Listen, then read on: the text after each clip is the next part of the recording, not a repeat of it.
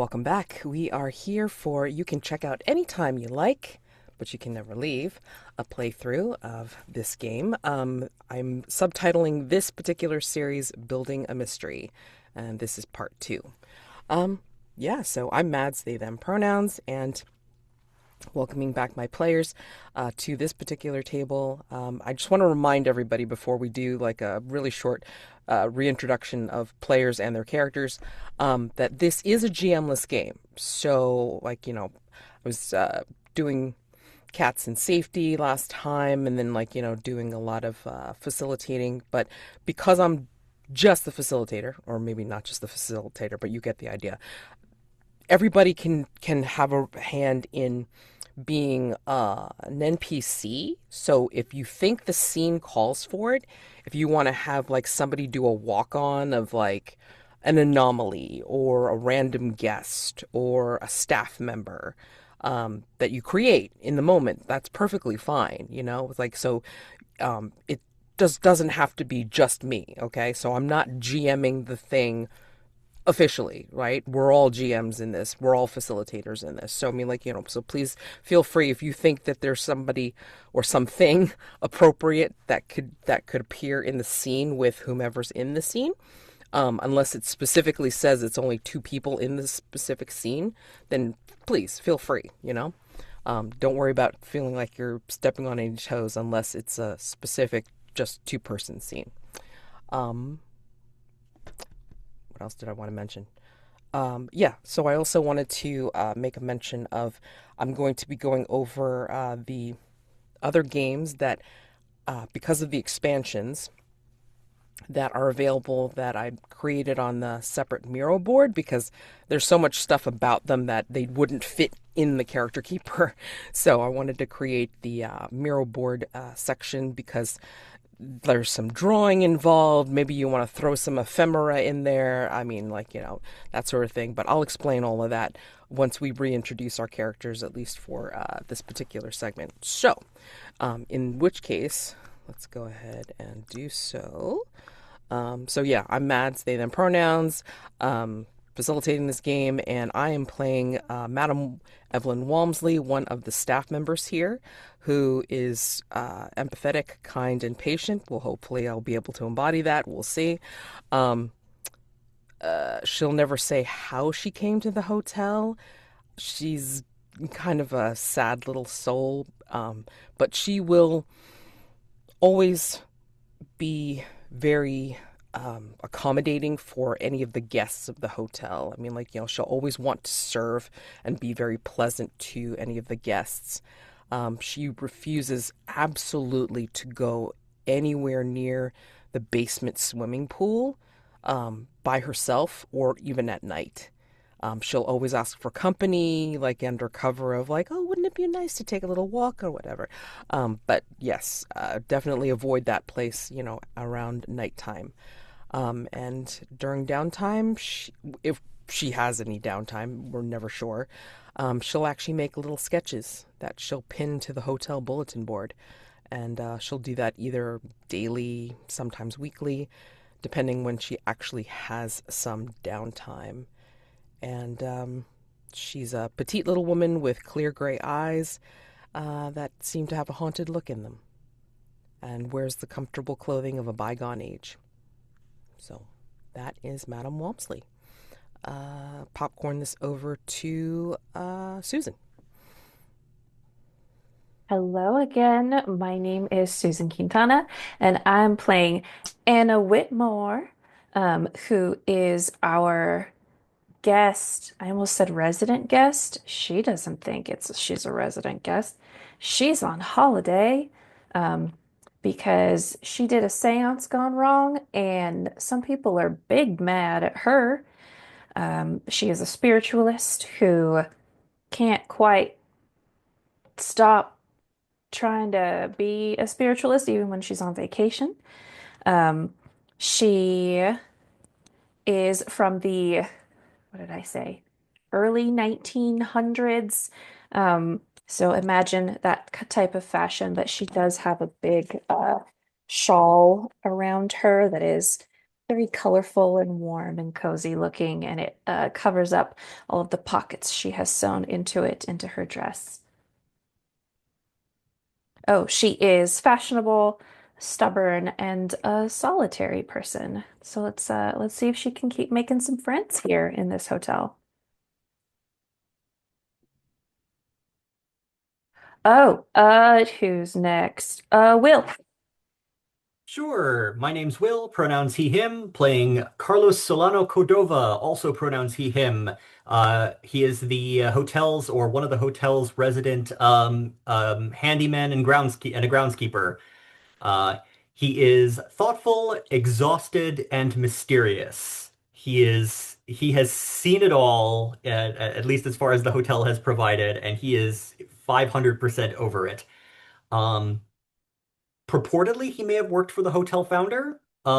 He's not very forthcoming on that, but he's talked about having made a promise and the hotel taking it more literally than he intended. He refuses to work in the rose garden slash statuary garden after sundown. Basically, once the sun starts cresting over the top of the hedges, he is out of there.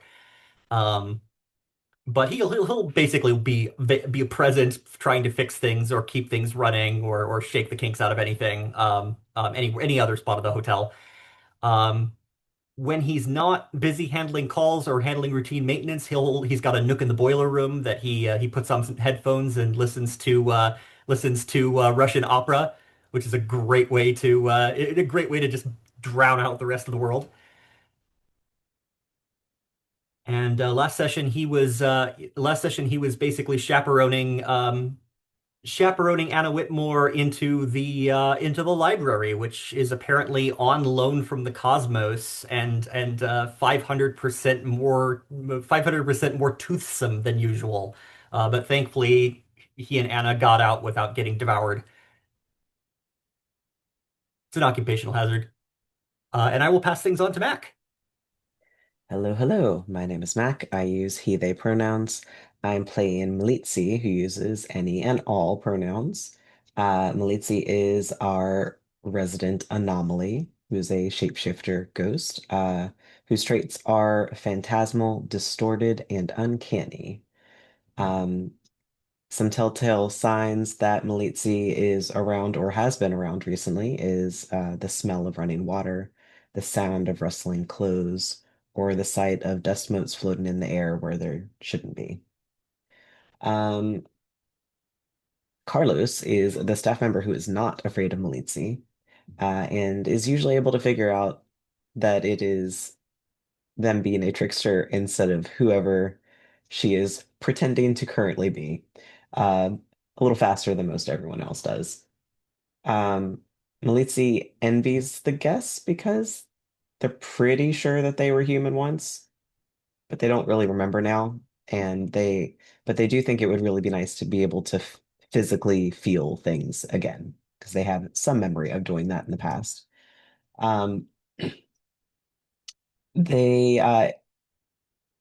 I don't know that anyone has actually ever seen their like actual form. They're pretty much always trying to be someone else, but if you do, they have long wavy hair, pale skin, and all of their features are just a little fuzzy.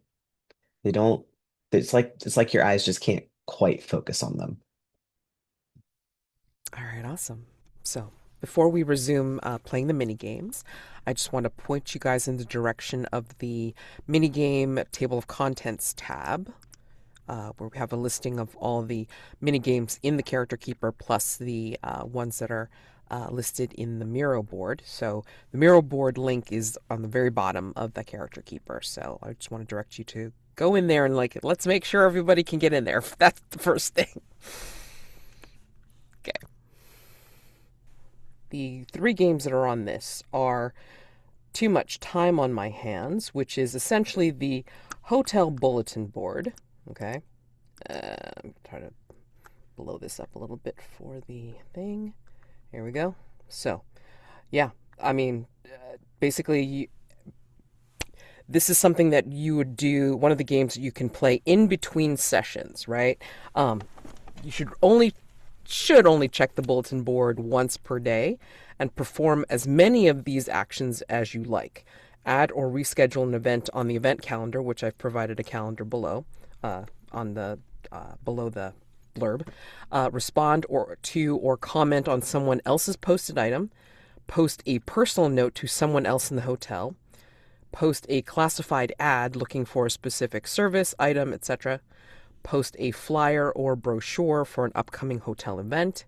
Advertise a service offered by someone in the hotel. And add something else not covered here to the bulletin board. So any kind of ephemera that you want. Oh, looks like something has been left on here. Oh, interesting. So I may have taken my turn today on the bulletin board. Nice. Okay, great. All right. Let's see. Okay, sorry. Okay. That darned bird is broken out again. Can you keep an eye out for her? She's probably hiding under a sofa in the common areas. Oh boy, great. Spring Equinox Cocktail Hour this coming Friday. Celebrate the season of growth and renewal in our well-stocked luxury lounge. Oh boy. Intrepid bartender Gina. Yep. Seasonal cocktails. Awesome. House margaritas are half off. All right. That's always exciting for sure. Nice. So yeah, I mean, like, take advantage of this when you can. It's like if you want to post anything or add anything to the bulletin board once per day, and just have some fun with it. And again, here's the calendar that you can just post shit on, however you want. Okay. So yeah. What is today on the calendar? Are we gonna update today, or are If we you just... want to, yeah. I mean, like, I'm perfectly happy if you want to skew this up and, like, actually make today actually today. Or if you want to, like, okay, like, okay, we're not there to Ides of March yet. I mean, what is you know what I mean? Or like a completely different calendar. I mean, that's perfectly fine too. I'm okay with this. Yeah. But right now it's a grid. And it looks like a calendar. So, yeah, mess around with it all you like. Remember, we are in between time and space here at the Hotel California. So, I wanted to point that out. So that's one of the games that's available to you all in between sessions. And here's the other one. This one is Private Eyes. Hold on. Here we go. Or Tracking a Mystery. So this is basically the public archive that you can add to. This blank off to the right is essentially the thread murder board where you can start drawing lines and things that, like, you could start sticking ephemera up on there, like, how people like post pictures and post like little notes and stuff like that and start drawing threads from one to the other. And then these things on the bottom here are like little subboards. So if like you want to use the post-it notes for like the theme of the one particular board is investigating the strange leak that's happening in the one particular lounge, or the yellow post-it board is looking into what's with the what's with that cabinet that's located down in the storage closet, whatever you want to think about. And this is done as if you are archivist characters. You've heard of this hotel. You've heard like something that you've heard about, like the Hotel California, that is a particular mystery, or a character, like a person that is associated with the hotel that you're looking into, as if you're looking into it from this archivist character's perspective. And then this is where you're basically adding to the archive in terms of tracking these events, or the pieces of information that you're gathering about these people or these events. So could be staff reports, informal notes, audio recordings, journal entries, candid photos, transcribed TV broadcasts, or anything else. So may feature established characters, including NPCs within the hotel, or new ones created by the archivist adding the item. So, And this would be something that you would do in between sessions. So, don't think that, oh my God, we have to play it like during the game. No, it's something that you can just mess around with in between different sessions. If you want to kind of like chase down a particular thing that might have caught your fancy, like, if we mention something that we've like touched upon in our exploration, or somebody mentions as part of their story in the game, but again, this is in private eyes. It's more of like, you're looking at it from a completely different person's perspective. It's not as your character. And then for both the bulletin board and for the archive, because of the events detailed in either, some things have changed inside the hotel that everyone might notice. So at the beginning of the next session, each player should name one of those things. So that's fun. All right. So if you have changed something, it's like then you should mention what has changed that people will notice. Okay. And then in the board that everyone can play in game, like this could be a game that you pick, is Dancing in the Dark. And what this is basically exploration. Like you're creating an expedition for your character through the game. So this is done in game. Like whoever's playing this game, who picks the game, would start at one of these squares, like initially on the outside, and then depending on your dice roll, like where you go next or how many doors are in the room that you're in. And then like you keep going until you hit a dead end, or the scene, I guess, calls for it, like, wherever you are. And if you end up in a particular place where there's a particular scene that seems appropriate, depending on what it is, like whether you end up in a passageway or like in a place of fun and relaxation, what have you. I mean, we could play out a whole bunch of different things and, might engage in some discovery too. So that is something that can be picked and be played in game. Okay, so Dancing in the Dark. As you can see, somebody has already done some exploration. And the prism room is interesting. Imagine being in the middle of a cut gemstone. And in the billiards room, imagine seeing it's reflecting what's in the billiards room except you. So if you're playing billiards, it's not reflecting you playing billiards, it's reflecting completely different people playing billiards. So it's odd. And supply closet, anything can be found in the supply closet. So I just wanted to point those things out are going to be available to you. Okay? Matt, so when you say every day, do you mean actually every day or like one day in between sessions since we have so much going on between Oh, multiple groups and everything? oh yeah. I mean, like, once per day. So I mean, like, like pick a day, don't feel stressed out like you have to do it every day. No. Like, Sure, I was meaning like, if I've got ideas, can I yeah. do it like 2 different days during the week Oh, between yes. sessions, Oh, yeah, essentially? Okay. absolutely. Absolutely. Yeah. No, I mean, like, but just like, calm down, slow your roll, and just do it once a day. Right. you know? So if you come up with ideas, like you can just like pile on for that once a day thing that you want to do. No problem. So obviously they give you ideas here. So that's really cool. Yeah, it could be lots of fun. And I mean, since you guys have the shared board, and I will also, you know, uh, let you see like, the other characters from like the Thursday group, like, what they've created and all that kind of stuff. So you'll have also another crop of characters to pull from. Um, like the other, you can call to those other characters too and play them as NPCs, like, in your game as well. So just offer it up as the ability to be able to um, talk to each other, especially when you're playing the bulletin board. I mean, when you're playing, too much time on my hands, you can communicate with the other group in that way. So that could be fun. Alrighty.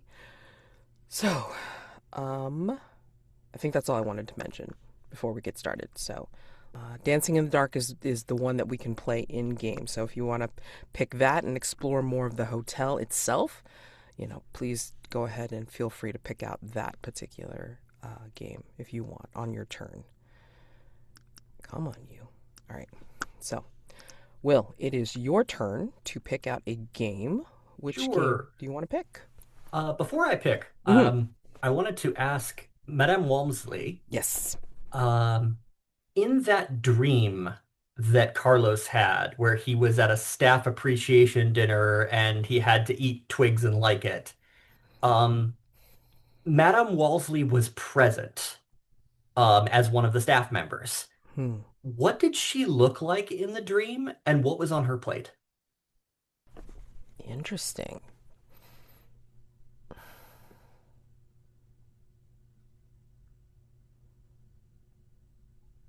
Well, because of the meta slash multiverse nature of this game, I'm going to do what the other group did, which is she looked like a little old lady, elderly, dressed in lavender and lilac, with a flowered hat and a draped veil. And she looked so innocuous. And she had a lovely plate of flowers. The flowers had meaning, and she would bring each one to her eye and say, "Yes, this is the message that I want to send. Absolutely." And then she would place it back down on her plate before she would cut it in half and slowly eat it very primly with a knife and a fork. Carlos must feel like Madame Walmsley knows what she's doing and has irons in the fire. Or that seems to be what the dream is telling him. Um, Thank you for that. I would like to pick Time After Time Okay. for a memory. Ooh, yeah. And I would like to pick Madame Walmsley as my scene partner. Okay. However, if anybody else wants to, so this seems to be a Madame Walmsley and Carlos are doing something in the hotel when a scene from the past intrudes upon them. Um, and if anybody else wants to be either in the vicinity and also caught up in this scene, feel free to tag yourself in, or if you want to tag yourself in as NPCs that arise as a part of this flashback. So first up, we decide what part of the hotel we're in and what we're doing at the moment that we begin to notice things aren't the same. Other players may join freely if it makes sense for their characters to be there. I feel like we're setting up for some kind of evening engagement. Like maybe there's like a cocktail social or like some kind of evening snack thing or like a karaoke performance. Well, is this the social that was on the board? It could be. I technically the spring equinox is next Friday, but we could have it this we could do this week or save it for next time. Well, But yeah, sure, we could be setting up for we could setting be up for setting up for it. I mean, there's some preliminary things that we have to do before the actual social itself. sure. So All setting right. up for social. Okay. All right. So we're pulling out tables and we're pulling out tablecloths and Hmm. we're getting all the chairs handy and I think we're in some kind of it's not necessarily a ballroom, but Hmm. it's like a large sort of mingling area with some big plate glass windows looking out on some of the on some of the hotel grounds. Ah, I think that we want to set this up in the conservatory, Carlos.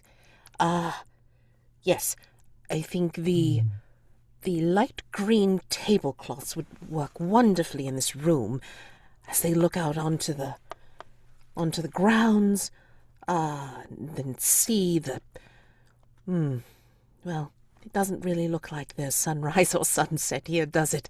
But I think The it'll give some sense of cheer, I suppose.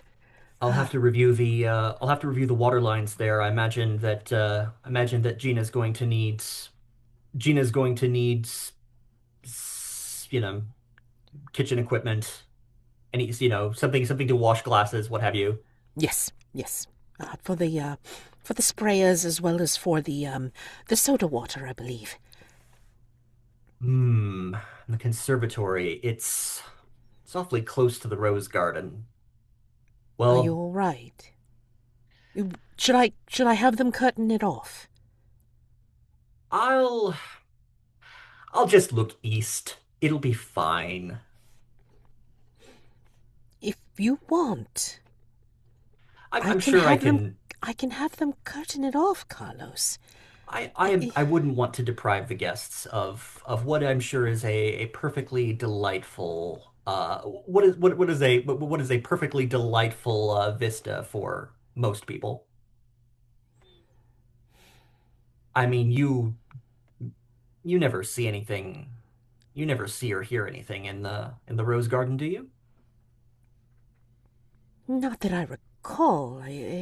I find the flowers when they bloom absolutely beautiful. Do you see something? Uh, Unpleasant reminders. Work unfinished. It's it's best I not linger there. But we need to get we need to get materials to the conservatory. She will come over to you and gently place one hand on your shoulder and another one on your arm and say, Hmm. Carlos, remember, the work is never done. So, as long as we remember to accept that, I think it will make it easier.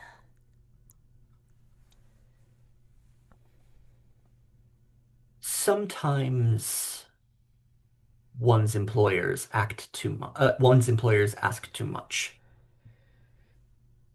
But we must always remember to pace ourselves. Yes, yes, we do. There's always work to be done.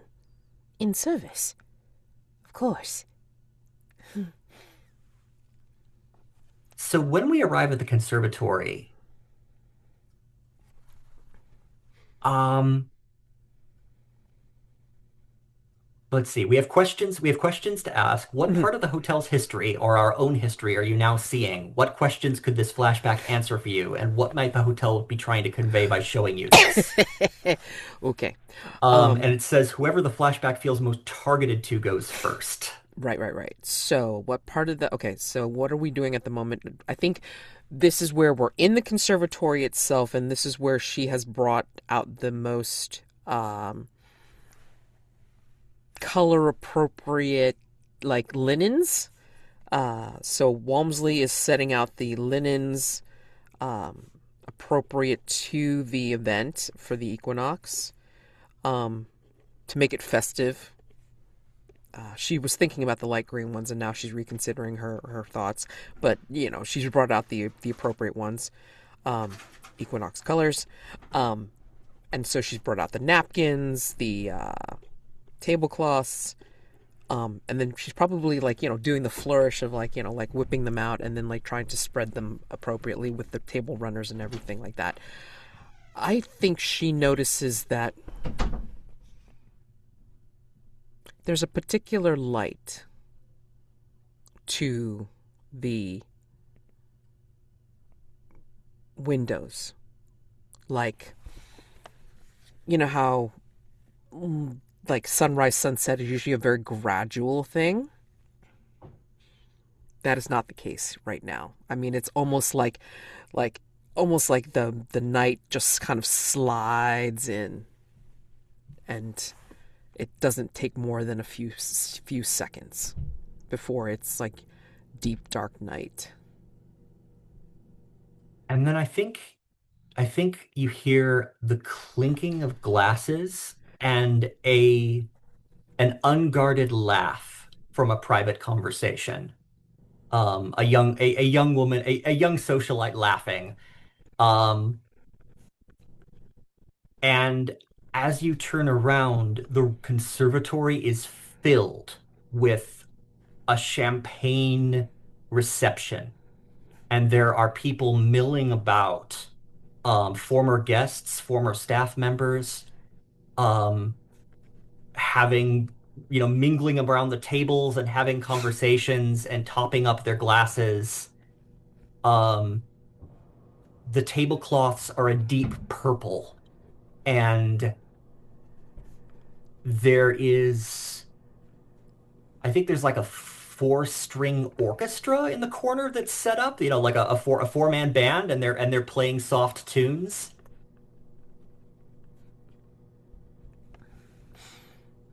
I'm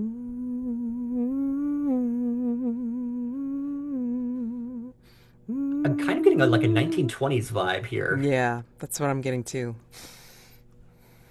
Like you see some people swaying, like in their finery and all this kind of stuff, and they're very what's the word? Very coordinated, very aesthetically coordinated. Like as the tablecloths are deep purple, like maybe they're in shades of like indigo blue and like some deeper like reds or something like that. But I mean, it's very very harmonious color wise. Are we noticed? Do the dancers incorporate us, or like, or the conversation goers, and like, do the circles of conversation notice our presence and make an account for us, or are we like ghosts to them? I Let me see.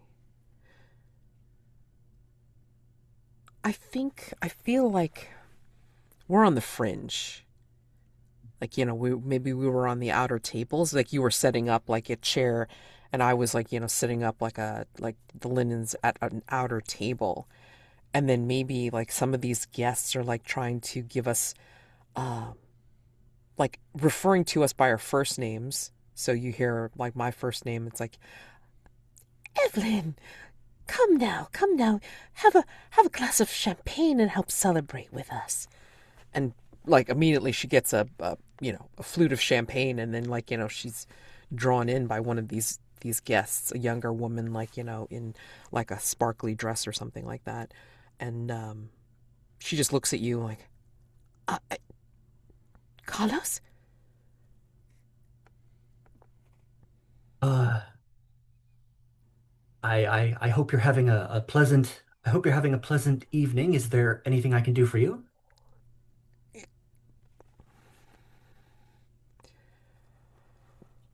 Do I recognize her?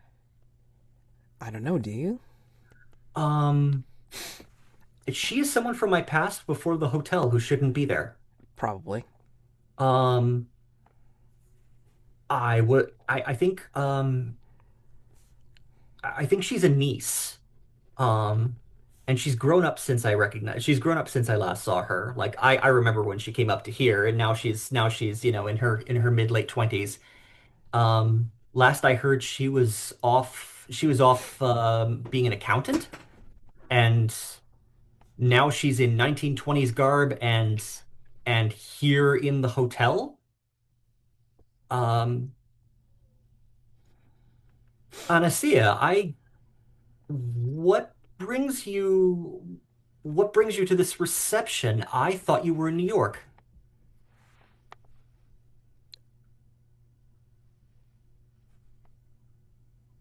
It's a party, Uncle. It's a wonderful party.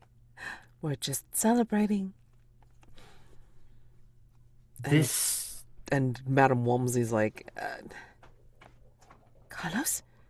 I And I think like as she's trying to like convey like her confusion to you, I think one of the dapper young gentlemen like immediately sweeps her up, even with a champagne flute in her hand, sweeps her up into the slow dance, and she's looking real confused at this point. So, and your Anas niece turns back to you. Sweetheart, tell me you're just here for the evening. Tell me that you're not tell me that you didn't check into the hotel. Oh, no, I just the guest of the host. Hmm. Are you all right, Uncle? I it's it's just good to see you. And it's good to know that you're doing well. And I'm just surprised to see you all the way across the country here. What brings you out what brings you out to this particular party? Do you know the host? Who is the host of this party? I, we had an invitation. They said it was on your behalf. And I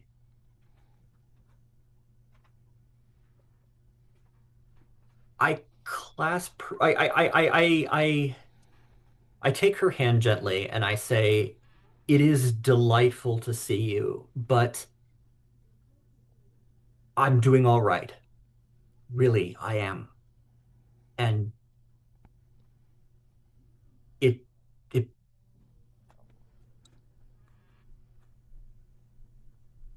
I don't wow, you've grown up since I saw you last. I think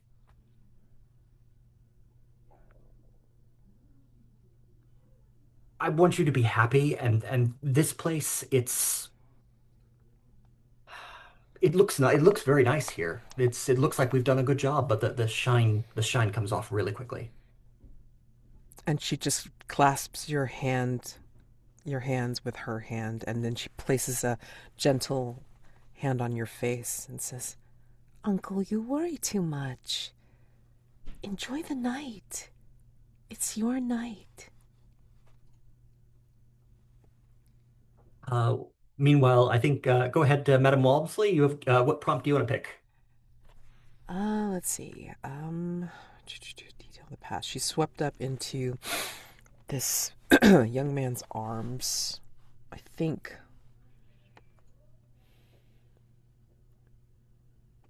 I think as she's dancing with this fellow, I think she realizes that it is someone from another reality entirely. And it is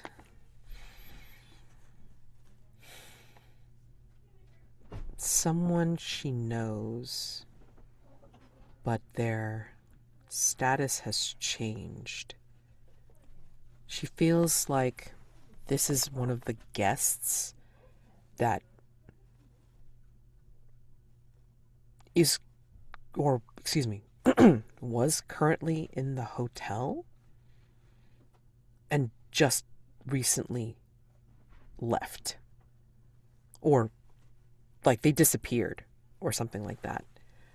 And she's not sure where they went.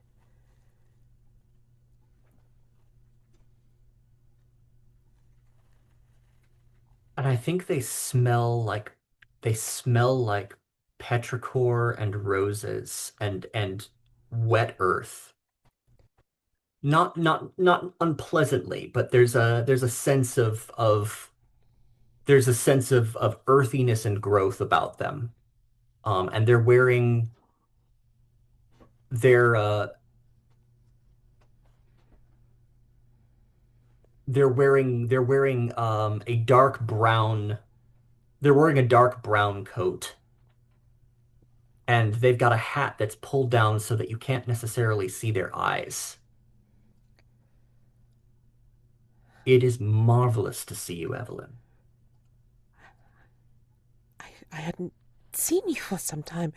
I did you leave? I I I made my attempt. I boy, the this place sure does like to this place sure does like to hold on to you once it's gotten a good a good breath of you. But I think I found a loophole. You don't need to worry about me, Evelyn. I'm happy now. Are, I'm happier than I've ever been. are you sure? It's it's good to have a place. It's good to know one's place and to be able to expand and relax and grow. You know, I never could do that here.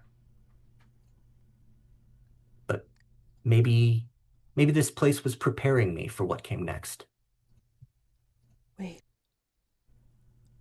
are you are you back? This is the hotel remembers me. So for tonight, maybe. So it is possible. To leave? To come back? Yes, Anything's possible, my dear, if you want it enough. I thought I had to serve to make it. You And confuse and me. he we pause in the dance and he looks at you and he says, "When you're ready, you'll know. If Evelyn, you remember, I was crawling up the walls looking for a way out. I I didn't have that surety, that confidence that I admired in you. But for all of my struggles, when it was time, when it was time, I knew in an instant, and it was like the world clicked into place. And everything until then was water rolling the mill. Necessary, perhaps, but the moment came.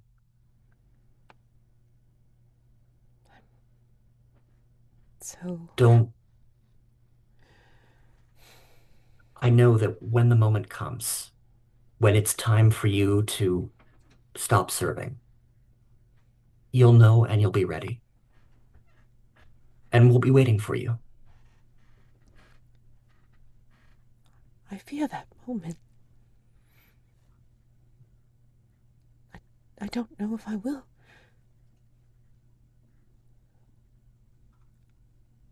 And I think he offers to lead you in the dancing again and and says,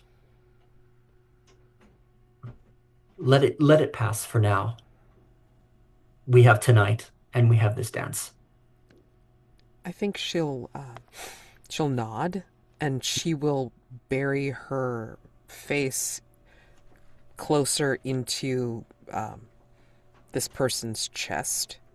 You know, like maybe like she'll draw closer to them, and they don't see it, but I think there'll be some tears that'll drop from her eyes like onto their tunic or whatever they're wearing. But the camera sees it, you know. Mm. And and that scent of rich, fertilized, growing earth, soil is deep and heavy with him. And that is the sense that sort of lingers in that moment.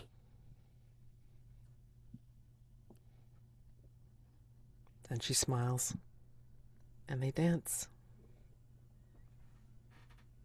And I think we have a quick shot of Carlos sitting on a bench with Anasia, and he's basically quizzing her about all the details of her life because, in this space she's in some moment of her life that is like a decade past when he last saw her, and he's hungrily living through her of all the things that she's been up to in New York. and sort of holding on to her like a holding on to that contact with a relative like a tether. I think like, she'll pat her on like it's almost like you like live a montage like through her words and through her eyes, as she's like telling you about the sights and the sounds of her of her rather mundane like, subway ride to work and like all the people that she has to deal with. I mean, like, she keeps on insisting. It's like, this is boring, you uncle. I mean, this is just what I do every day. I You would mean, never bore me. You would never bore me, my dear. and don't you want to go out and dance? Don't you want to like enjoy the music before they give you the award? I'm quite happy where I am. I assure you. This is something I don't get every day.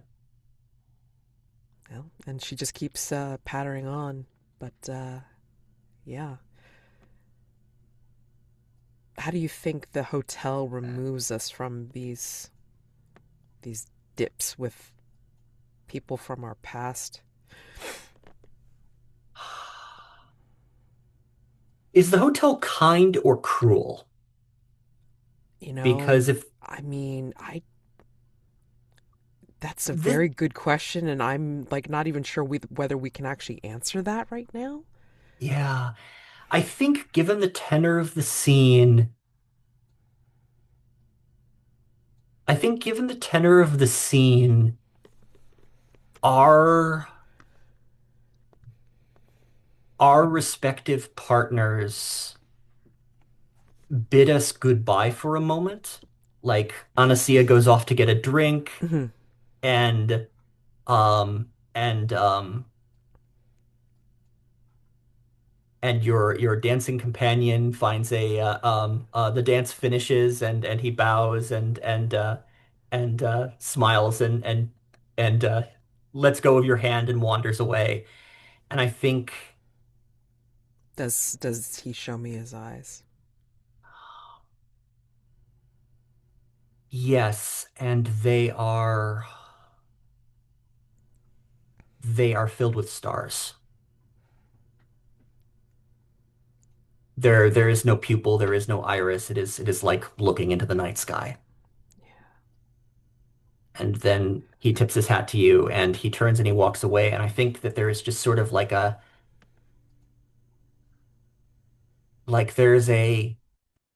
there's a pause, like the world is holding its breath, and then the lights dim on the conservatory and they come back up. And the green tablecloths are half laid out over the tables. Do we And bring it's and the daylight has come back. It like in the moment, like the moments that it had gone away.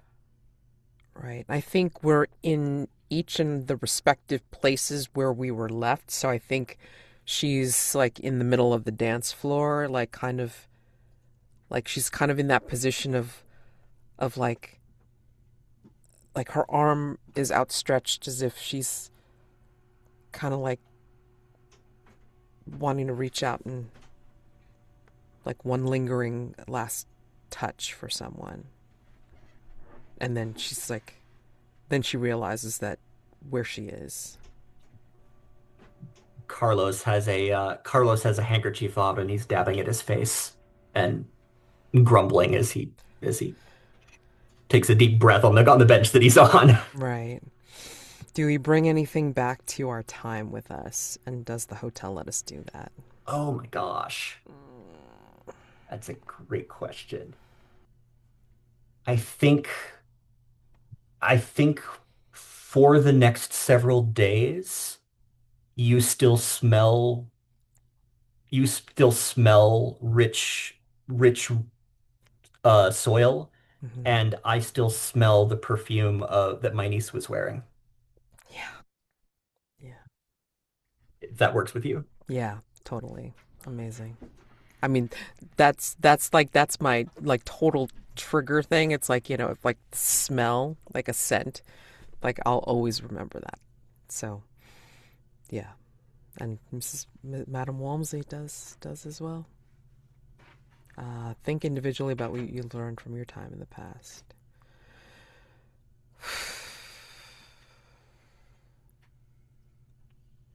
Do we talk about that? Or is it just a lot? I feel like we both need time to process that. Yeah, I think we both kind of like, you mean maybe like the way the scene kind of fades out is like, you know, Madame Walmsley will turn to you and you get up even as you're grumbling and you look at her, and then there's this, as you say, like there's this pause as we both look at each other and just like we don't say anything, but we know that there's so much weight to what just happened, and we know it happened, and then we just turn away and resume what we're doing. Conservatory's not going to decorate itself. Yeah, exactly. Go on because we're still in service. That might be a good break point. It's Yes, yes, top of the yes, yes. hour. Sorry, yes, sorry about that. So yes, 10 minutes. And then when we come back, it will be whose turn? I don't even know.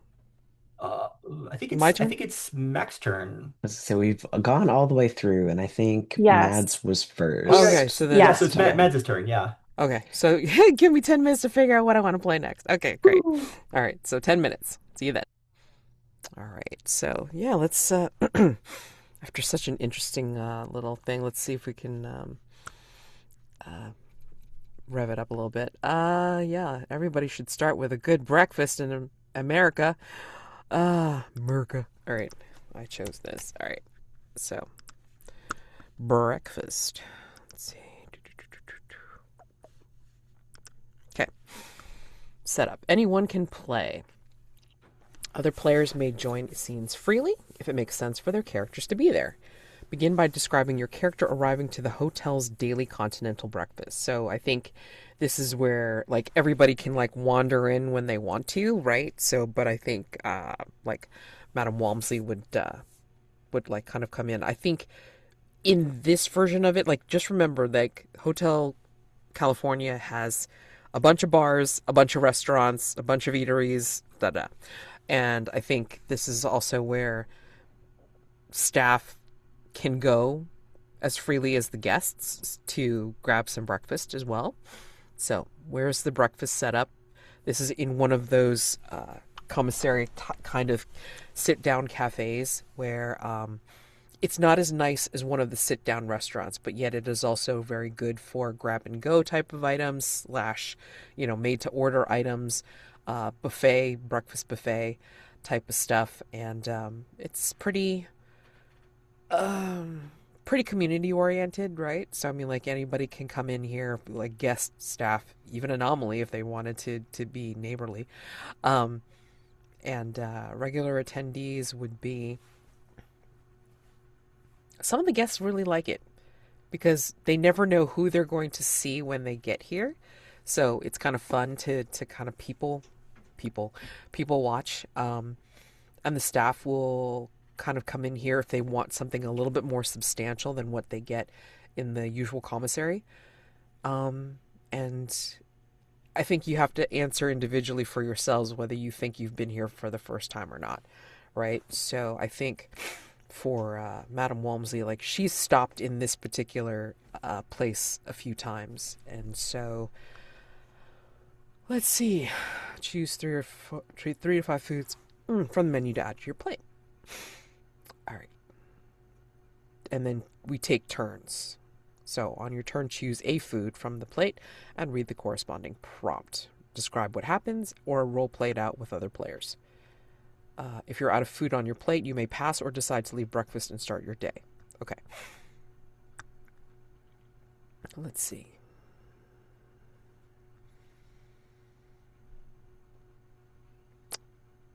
What does she start with? Oh, okay. I think she starts off with. Has Mal actually sat down with or interacted with Madame Walmsley at all? Do we think? I would say probably at some point. Mal's been here for a while, and so is Madame Walmsley. So I imagine, yeah, they've definitely interacted at some point. But I mean, like, is Mal squirrely about it, or just kind of like sup, like leaves? Like, what do we think? I mean, Mal's going to be Mal about it. You're not. It's going to take a minute before you realize it's actually them. Right. True. I think yeah, I think she picks out some hash browns first, and then she sits down to chat with like she'll kind of like contemplate like who to sit down like because I picture this place as being like full of trestle tables. Like it's not like individual tables, it's like trestle tables, so like kind of like a bench type seating. She You doesn't want will to be just in close proximity with other yeah. guests. Yeah, exactly. So it's not like you're going to be able to sit like, in a deep corner by yourself or whatever. And I think, she'll sit near someone who she recognizes, but then like there's something a little bit off and then she realizes it's you, Mal. And yeah, how do you react when she starts to talk to you um like kind of with pleasantries, like, small talk at first. It's like, and she starts off like thinking you're, oh, what if she thinks that you're Carlos first? Beautiful. Works for me. What's the uncanny way that she starts to recognize that you're not Carlos? I think that as much as Malizi might try, I don't think that she can pull off like the gruffness that Mm, Carlos has. yeah. So it's like Carlos on a really good day, and it's like what's got you in such a good mood kind of a way, and then like eventually it's like, oh, wait a minute. But as far as like looks wise, I think I'm looking at the picture. Edible. It's unedible. Amazing. That's great. Sorry. Uh, well, I'm looking at the picture that you chose for him, and it looks like he's got like a couple scars on his face. I don't know if Yeah, that's okay. just I think maybe this like a scar that's on like the right cheek is like on the left Oh, instead. Like there's yeah. like Mirroring. got mirrored it. Yeah. Okay. Yeah, it's like and like kind of she kind of looks and maybe it's a little bit dim or what have you and then she's like, "Oh, Mr. Cordova. Uh how are you this morning?" I'm doing well. It's a good morning. Wonderful, wonderful. May I sit here? Oh, please, of course. You seem rather pleasant this morning. Giving you that smile that like, she's like a little confused. She's like, "I know there's something wrong with you. I'm trying to figure this out." Okay.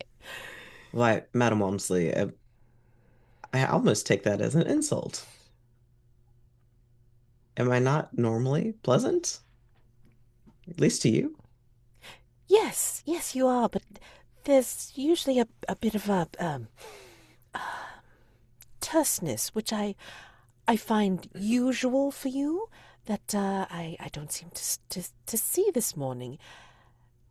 Just like the scar that you have is on the wrong cheek. Is Darn. that you, Mal? Yeah, you caught me. And like this, the scar will switch. Oh, you. She will like kind of like slide slide one of her hash browns onto you if you have a plate in front of you. And Mal just kind of grin and like take a bite. And I'm not sure actually if Mal can eat, but I think that they can at least make it seem like they are. It's like, where does it go? Who knows? Yeah, very like Casper the Ghost, but you don't actually see it hit the floor. It Right, just right. just gone. Right. Yeah. That's right. Well, I mean, like I was playing this one game, like with a zombie, totally non sequitur, and like they were taking a drink of coffee, and it's like, oh, let's not like try to contemplate where that coffee went. Just saying.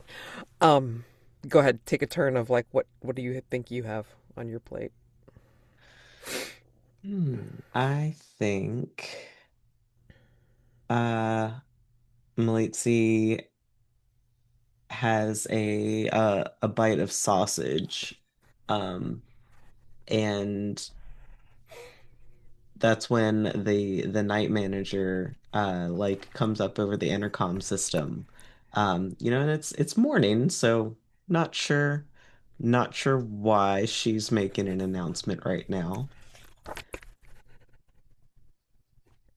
But Susan, do you wanna play the night manager? Yes. Um,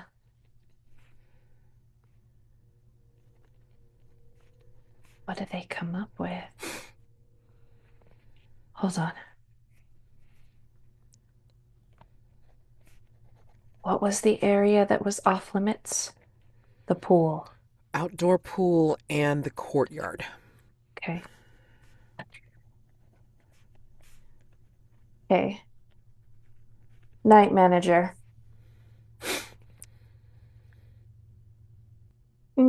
Good morning to all of our lovely guests here at the hotel. It is your night manager speaking. Yes, you heard correctly. I am taking a brief visit into the morning time to remind everyone here at the hotel to stay outside of the courtyard. Also, if anyone in the hotel approaches you asking questions about the courtyard or whether you have heard or seen strange things, the hotel would greatly appreciate you directing them to the front desk to speak to either me or our front desk attendants. Thank you so much. We appreciate you choosing to stay at the Hotel California.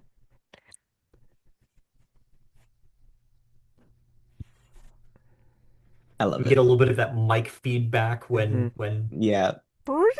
Yeah. Oh man. That's unusual.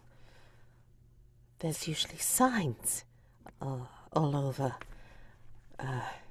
Usually the night manager does not make announcements like that. Interesting. I don't think I've ever heard her make an announcement before. Madame Walmsley, does the conservatory border the outdoor? Does the rose garden, statuary garden border the courtyard, or are they in separate areas of the building? Um, I feel like they're like on different ends. Hmm. Yeah. So this is probably isn't our fault. No. No. Probably not. I feel like it would make sense for the courtyard and the outdoor pool to be adjacent though. Like there's something going on Yeah, that in side that is. area. Yeah. Do we want to switch over to what's going on with Carlos and or Annie? Um, Uh, Carlos has I'll take a, I have a croissant on Carlos's plate. A guest, like maybe like a family of four or something, walks in front of the camera to go to the continental breakfast mhm. uh, bar, and after they pass in front of the camera, Carlos is sitting at the on one of the tre on one of the trellis tables, and he's got an apron on, and he's got boots. He's got plastic boots on, and he is covered in dirt, like he was just trimming weed. He was like just trimming hedges, and he blinks. He's holding some pruning shears, and he blinks, and he sighs, and he puts the shears down, and he carefully undoes his apron, and he folds it up so that the dirt is on the inside, and lays it on the ground, and then he lays his boots. He makes a little pile of messy things, and then like looks around for a place to get himself clean. I think that you will see that Madame Walmsley is talking to someone that looks very familiar from the back. Uh-huh. And I Carlos! Mr. Cordova! and Madam Walmsley, and he nods and says, I guess it's breakfast time. She'll push over like a little plate that has a croissant on it. Mhm. He nods thankfully, but then sort of raises a finger because he's still in the process of getting his dirty outerwear sequestered so that he doesn't have to clean up this part of the kitchen, this part of the breakfast nook afterwards. Oh, let me. And she'll like kind of like come round and then she'll like, she'll take out a sprayer from like her like she's got like a capacious pocket, okay? And then she'll kind of like spray your hands and stuff like that and like, hand you a towel. hmm And he So, nods and says, Always prepared. Gracias." yes. Did you forget to have breakfast this morning and then the hotel decided for you that it was time? And you're Um, talking to yourself. sure. Yep. It probably has a point, and he nods and says, "You don't look tired enough." I You're hard. It's difficult to get you right. I'll take that as a compliment. You should. How difficult is it to embody me? Or do I dare ask? I Uh, think from the buffet line you hear it's not hard at all. Oh and I dear. think I think as soon as you turn back around, you see yourself sitting there with a wide ass grin. and and the hair is never quite right for you. It's not as well kept. Like it's a little fuzzy. I feel like Madame Walmsley seems like she's very like, has like make sure her hair is very smooth and Mm-hmm. proper and everything. Yes. And I think Malizi's is closer to mine. It's a little all over the place a little bit when but like still, still uh tied back the same way that you normally do and everything's just a little bit more out of place than yours would be. But otherwise, it's a pretty good impersonation. I think she'll just look over at you and meet your grin with like a smile of her own and say, "Ah, I'm practically perfect in every way." Hmm. What does Annie pick Spooning. up in the And line? Anna is spooning grits onto her plate Mm-hmm. and just kind of over her shoulder goes, I had a whole conversation with her for half an hour before I realized something was wrong. You should come right over here and tell us all about it, Miss Whitmore. Oh, You might be my favorite person to impersonate, to be honest. Oh, why You're so for? nice. Everyone likes you. You're so calm. You're so nice. It's good to know. There you go. so obviously, uh, since Madame Walmsley invited me over because of my grits, it is the first time at my continental breakfast, and I wasn't quite sure where to go from the buffet line. But Madame Walmsley invited me over to your table, so I come and I sit down. Yes, please sit, sit, sit. Did you have you been here to the continental breakfast before, dear? No, I'm going to be honest with you. This is my first time in such a nice establishment, and I didn't quite understand what a continental breakfast was. You can pick from any of the items here, and you can have your fill. They will not limit you. Thank you. And that there is a weight behind that thank you that probably a little strange for just a continental breakfast. Thank you for information. It's not that. It's something else. Hmm, interesting. But I think, If as Madame Walmsley says this, like, she'll, like, stride over to the buffet, and then she'll grab herself some bacon. But then I think this is where, in the in this area, there's a um, there's like certain, like, panels of mirrors that are like kind of flanking certain um, areas of the restaurant, like kind of like for decorative purposes and whatever. But like you can sort of see like reflections to kind of give it a little bit more to give the illusion of more space and such. But then you see that it starts to feel cold here, and you start to see like cracks, like ice cracks, start to show up on the mirrors as it gets really cold. And Madame Walmsley just looks, oh, oh, oh dear, he's here. Oh,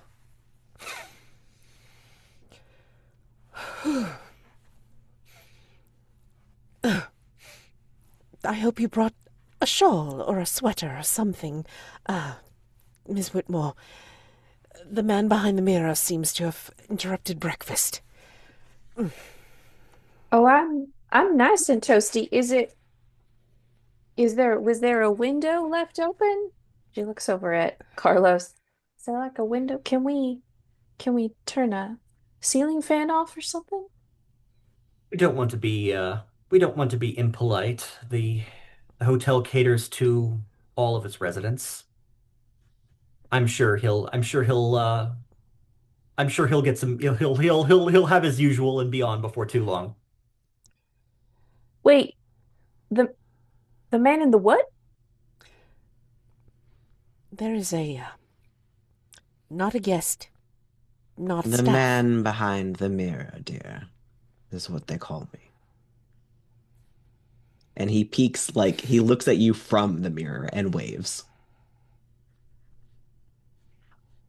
Oh, Is there a symbol of ice on him? Like is there rime on his beard or is He's he'll like what he does is like he'll do like a fun thing like Malizi will do, which is like appear like other people but reflect them, and the way you can tell that it's not them is, besides the fact that the personality's different, is also the eyes are reflective mirrors. Hmm. So, but yeah, you can sort of see them kind of in the mirror, but not fully. Like they'll kind of come up like you see like a disappearing arm or a disappearing leg, because it's almost like as if like the reflection is moved or something like that. So you just kind of get a bare, like, a peripheral vision look of them. Mal, is the man in the mirror older or younger than you? And I don't mean in terms of appearance, I mean in terms of attendance at the hotel. Oh, he's old. I think he's very old. And I Anna. think after he's like kind of announced himself and he's waved, I think he does like reach towards like some of the food, and you just see him like you can't re actually see what he's reaching for, but when he re comes back, he's got like a cup of coffee. That's so real. That is so real, man in the mirror. Yes. Um, Anna does this thing where she slowly just kind of moves in her seat, like trying to like find the point. She's trying to find like, I don't know, some kind of point or like line in the glass or something. She's not gonna openly be like, "Ooh, how we doing this trick?" But she's keeping it to herself and she's just kind of like quietly. like pivoting in her seat. I love how she's projecting. Like, it's like, I'm sus over this stuff, even though she's the one that could be sus too. I Yes. love this. Yes. Sorry. I am con with a capital C, and so therefore all other things are. Let's see how this hotel proves me wrong. I think the man behind the mirror, like, leaves the frame of the mirror that you're seeing right now, and actually goes and sits at a spot that is like kind of like just barely near periphery on the other side to drink his coffee, and just kind of watches you curiously as you try to figure it out.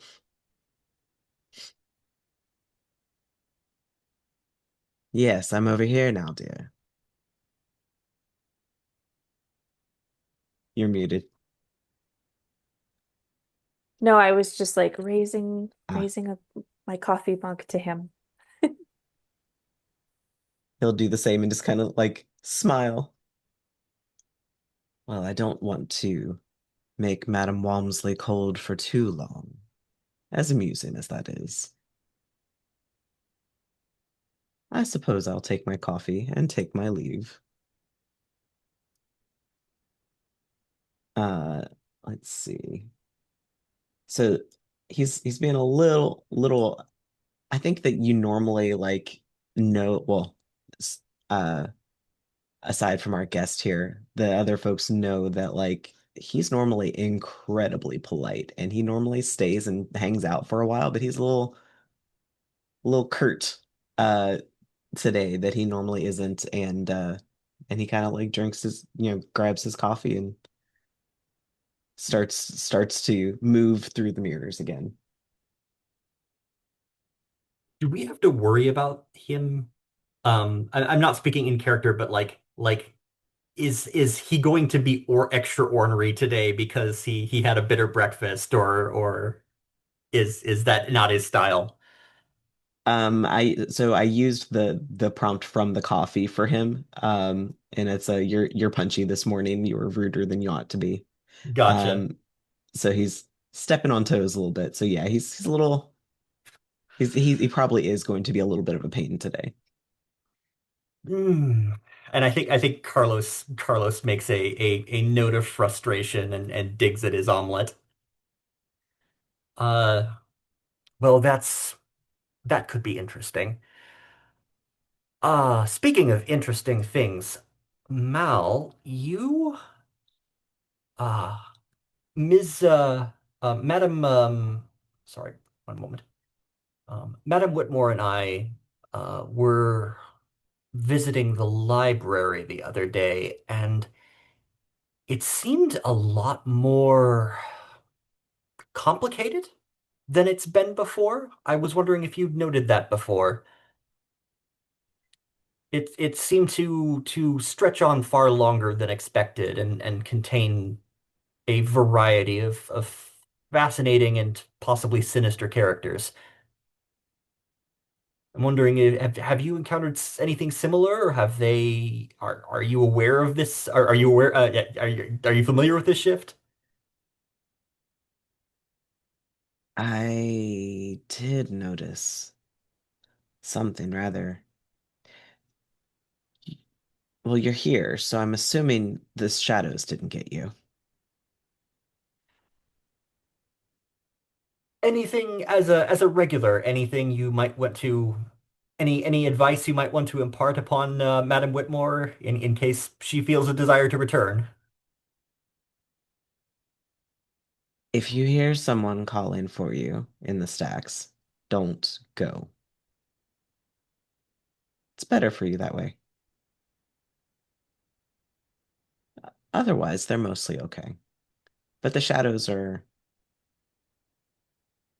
not as nice as some of us. You wouldn't happen to know, and you wouldn't happen to know why the library changed, would you? I'm sorry, I'm not sure if you're glitching for everybody else or if it's just me, but your audio is, I'm having trouble understanding you. Oh no. Is it any better now, or do I have to like okay. One moment, please. So, Mads, as the man behind the mirror is an anomaly in a different group. I hope I didn't mess him up too much. No, I mean, he's actually. Oh no. Okay, well, while like Will's trying to get his tech back together, um, like the way Kevin's been playing him, and it's actually their first episode just posted on my channel. Um, the way Kevin's been playing him is that he's really not liking the guests, and he will tease them in like rather, how to say, I don't know whether we can call it cruel or if it's just kind of like at the behest of the hotel, but I mean he's been impersonating some people, like for instance, like one of the guests, he did a particularly not nice memory, or he evoked a memory for one of the guests where he showed he reflected a memory back at one of the guests who was grieving for his dead fiance, and literally turned into the guest and showed him like chasing after the fiance who was here in the hotel, and they were having very intimate moments and was dancing with her and everything like this, and then they had a fight because the guest managed to corner the man behind the mirror in a liminal space, in lucid dreaming, and be able to fight it out. But man behind the mirror was just like, you're just fighting yourself. So it's like he's a bit ornery. Yeah. So yeah, I don't think you were doing I don't think you were doing a bad job at all. It's fine.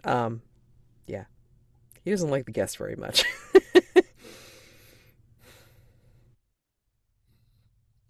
Yeah, that is amusing that I painted him as nice, but was being rude, and he's actually rude. Yeah. Well, I mean, maybe he's like, more out there with the guests when he's got coffee or whatever. So, I mean, it is what it is. All right. Uh, Testing, audio video test. We doing Yes. all right? Yeah. Okay, Yes, good. Yeah, yes. cool, cool. And so you had asked, and you don't know why the library wound up like this. He's kind of Um, suspiciously waving his fork in your direction.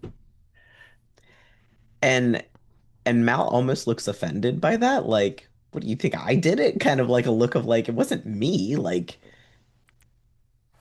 Yeah, and Madam Walmsley is almost looking at you incredulously too, Carlos. It's like, are you actually thinking that Mal had something to do with the library? The library is so vast. I mean, I can't imagine Mal having any control over such a thing. I was just wondering if any of the regulars, I think he, puts down his fork and mea culpa. Is says I just wanted to know if any of the library regulars had any special requests or library loans or anything around the time that we got a library upgrade. hmm. I had asked the librarian for some new history books with pictures, but I mean, I do that not infrequently. I read through them pretty quickly.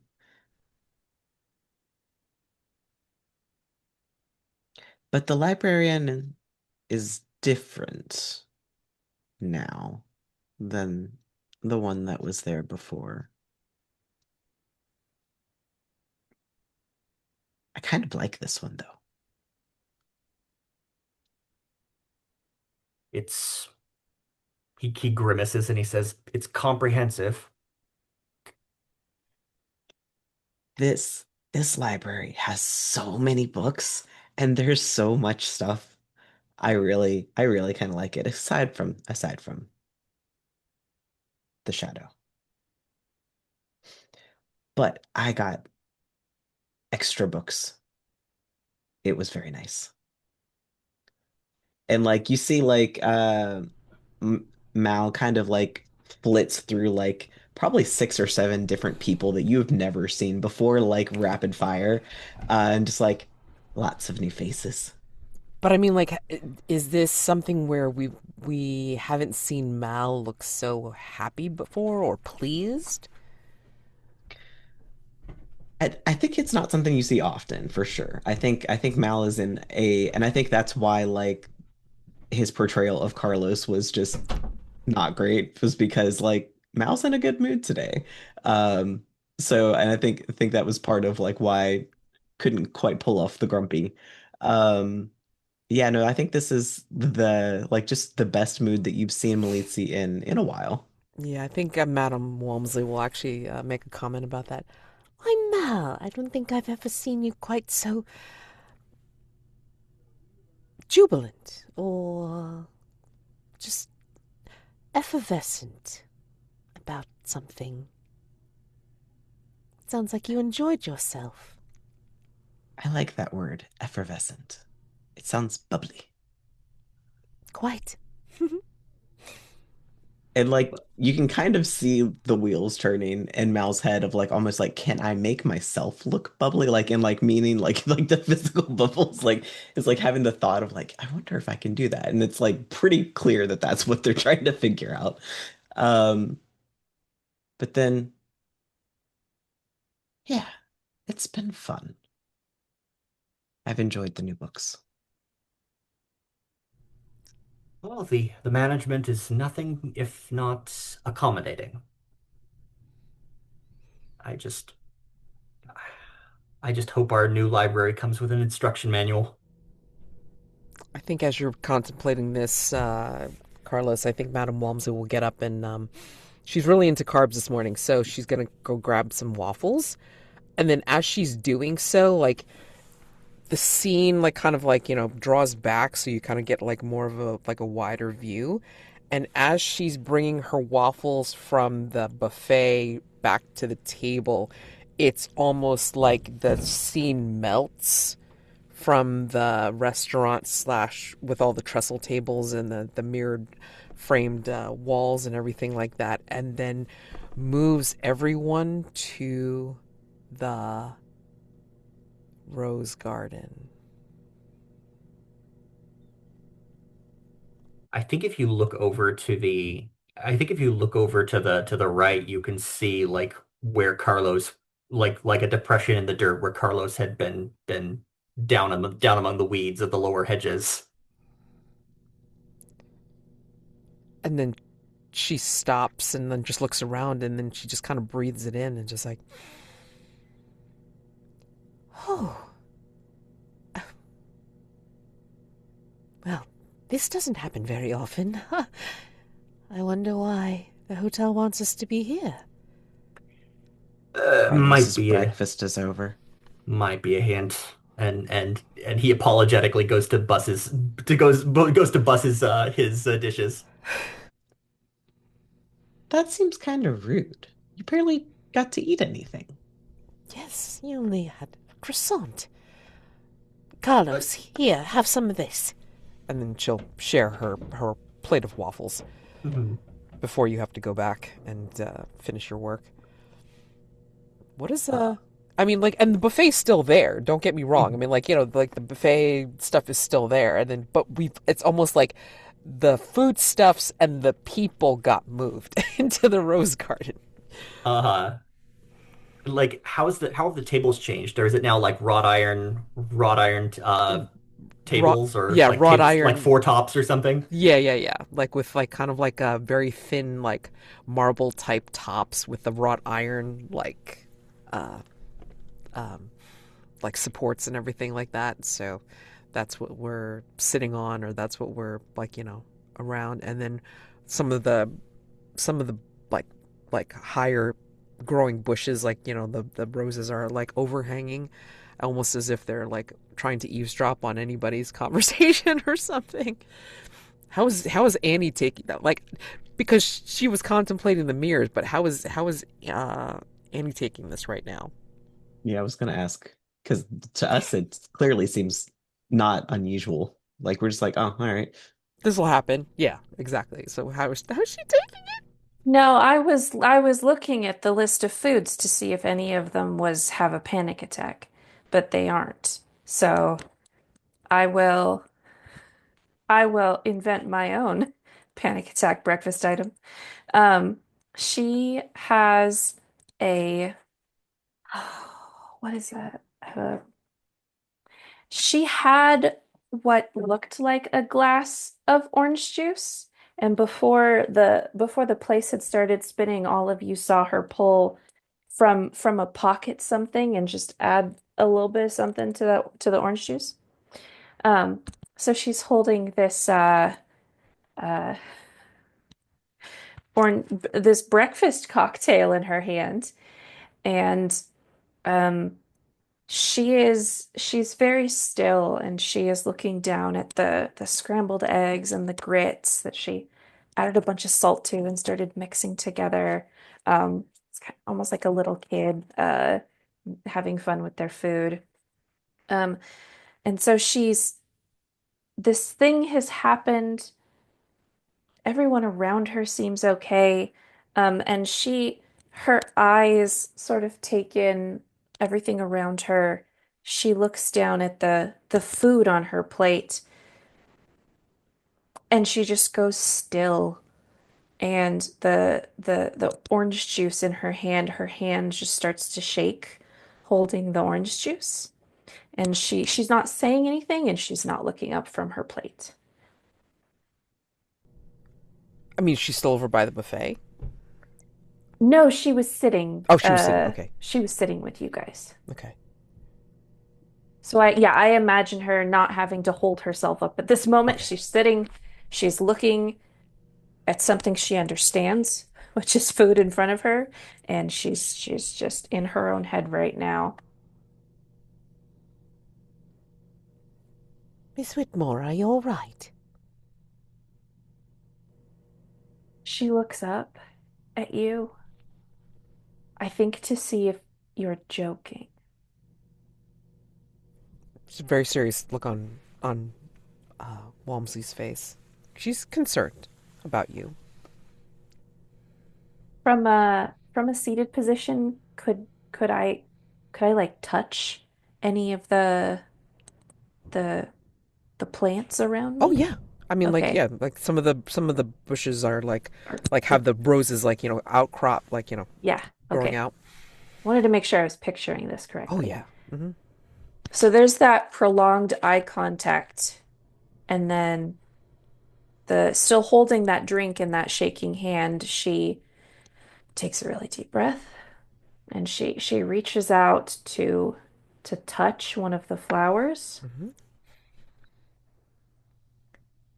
and then she takes the flower bud and she rips it from the plant, and she has this crunched rose in her fist, and she just brings it down by her face and is like smashing it and smelling it and just trying to breathe.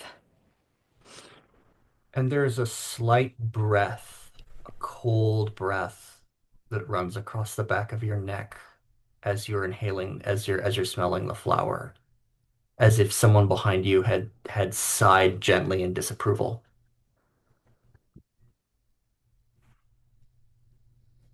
We were in the kitchen, or not the kitchen, we were inside, and now we're outside, and now we're outside, and this is outside. Yes. Now we're outside. Yes. Mhm. We're outside. I am outside. This is a rose. Yes. It is a real rose. Yeah. It The she hotel opens moved up us. she opens up her hand and the rose petals fall into her food.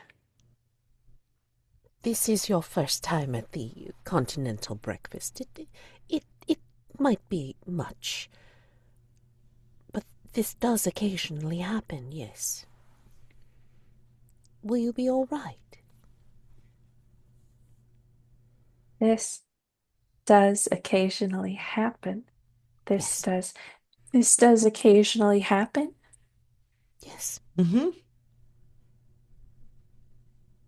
The hotel likes to rearrange things sometimes. It's kind of fun. The hotel likes to rearrange things sometimes. The hotel rearranges things sometimes.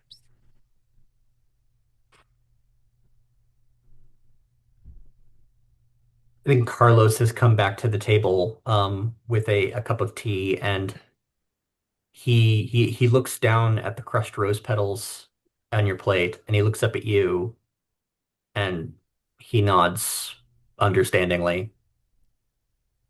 And there's a look of yeah, there's a look of sympathy on his face, but he doesn't say anything. I will kind of stop myself from shaking and drink the whole glass of orange juice in one go. And then I just pull out, now blatantly just pull out the the stainless steel little Flask. flask that I Yep. had, and pop the top of it and look over at Mal and go, it's fun sometimes. And then she just starts drinking more. Mhm. Mhm. Well, I think at this point Carlos will say quietly, "Pace yourself, madam. Pace yourself, ma'am. It's a long day." we got a new library yesterday. That wasn't the library we had before. The hotel decided we needed a new one. And today it's decided to bring Carlos to us for breakfast and then to bring breakfast to Carlos.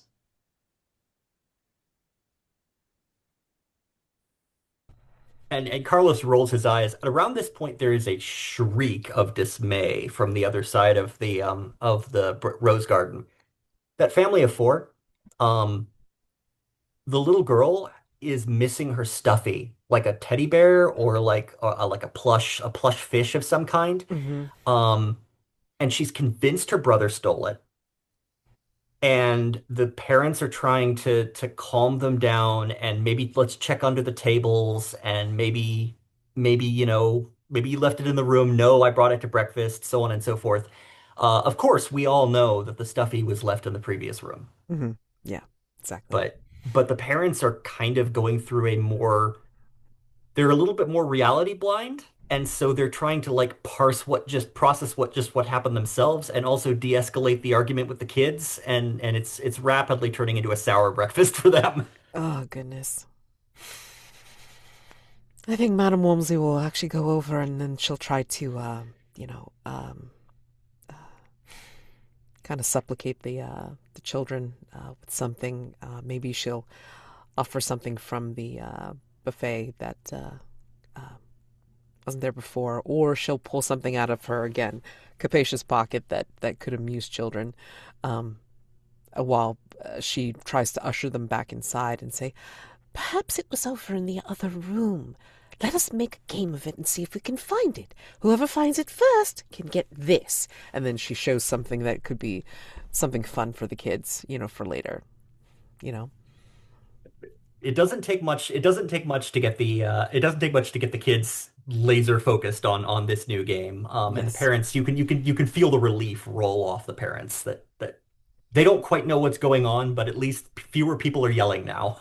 Yes. Yes. And then she'll usher the children inside to help them, find the stuffy. But yeah, I mean, that's how Madame Walmsley leaves the scene. Um, yeah. As uh as Anna is following after Madame Walmsley, she passes by the mother and just kind of salutes her with the flask and leans in and goes, This happens sometimes. It's fun. And then follows after Madame Walmsley. Sorry. Oh my God, that's amazing. Um, Poor uh, Anna. Poor Hannah. Oh my God. Ah, I think Carlos will let out a long breath and then nod amiably at um nod amiably at Malizi and say, visit me in the boiler room sometime if you want to take notes, and then head back to pruning the roses. Malizi just kind of like grins from ear to ear and like you can just see like, yes, absolutely.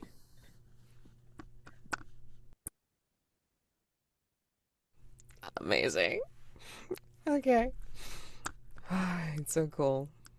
And that's how we come out of breakfast. So, Mac, your turn.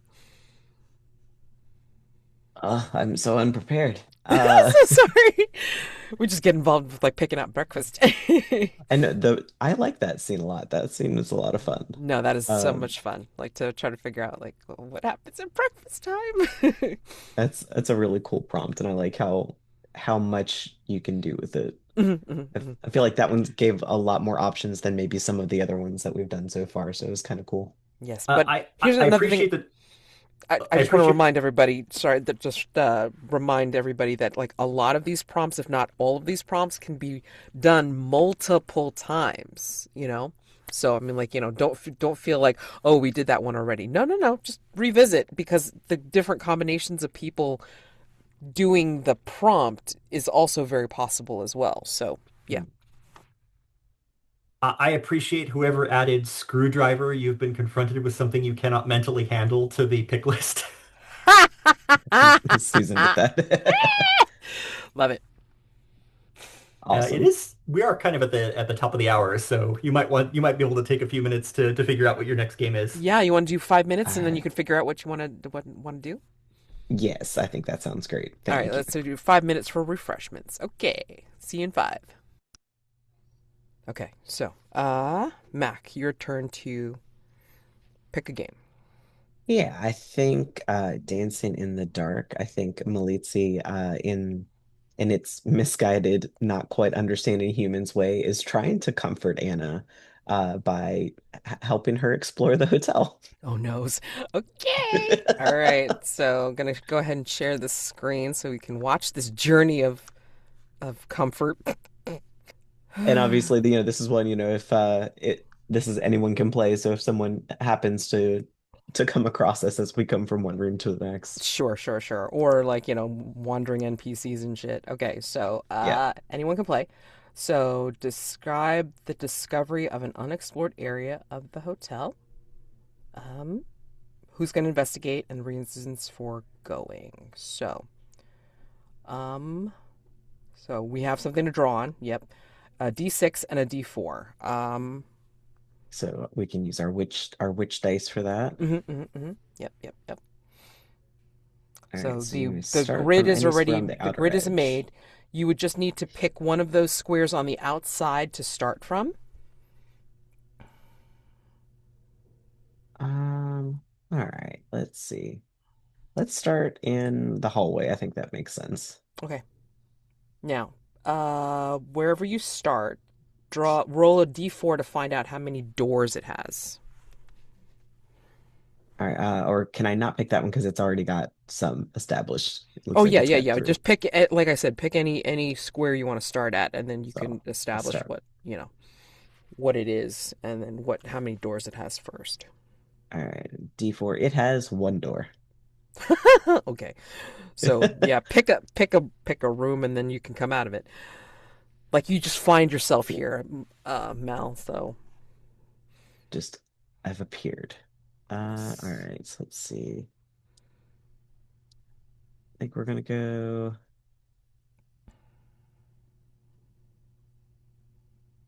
It'll go to this one. okay, so roll now a d6 to find out what type of room it is.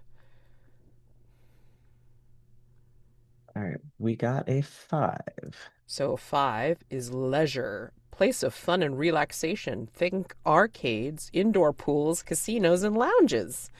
And it lists a number of possible encounters. So, what do you think? All right, let's see. Or make up your own. I mean, you don't have to use any of those if you Some don't of want. those are real Yeah, spicy. I know, but you don't have to they use those if you are. don't want to. I like the idea of it being like a piano room. So Nice. Okay. having a nice big piano there. So go ahead Yeah, and music room. set it up. Yeah. What does it look like when you enter this room? So I think this room, it doesn't seem like it should, like, from where we came from, it doesn't seem like it should be a big room, but when we walk into it, it's very long. It's got like colonnades all down it, and big windows that looking out into the hotel. Um some of it looking on the inside and some of it actually seeing like out into the gardens or whichever landscape it happens to be there. And there's lots of seating, and there's a bunch of very tall potted plants that are like next to the columns as they go through. And right close to where we enter is where the grand piano is. Hmm. And Malizi will turn to Anna and say, "See, look, I've never been to this room before, but this is beautiful. The Oh, hotel's really wow. awesome." Ignoring when you said the hotel's really awesome, I run over to the piano, and it is with reverence that I like sit down carefully on the seat and maybe kind of like blow off some of the dust that's on the keys. I don't play it, but I'm like sitting there and looking like a little kid and dusting. Malizi will kind of just like bend over the piano and look at you and look at it and say, "Do you play?" Ah, no, I do not. Well, maybe the hotel brought us here because I do. And Malizi will sit down next to you and like kind of like, kind of scooch over to where like they kind of bump into you a little bit, just like to just, kind of jokingly. Um, and then you see that like he has to concentrate to actually press the keys. Like it is like the first time that she lays her fingers onto the keys, like they go through slightly. And she just kind of and then like repositions his hands, and then they're actually on the keys this time, and very does like a very slow, gentle melody that is clear that it's concentrating a lot to do, but like wants to show you that it knows how to play. Is it a song that I might recognize? Um, hmm. I think it's got to be like a very simple song. It's got to be like something that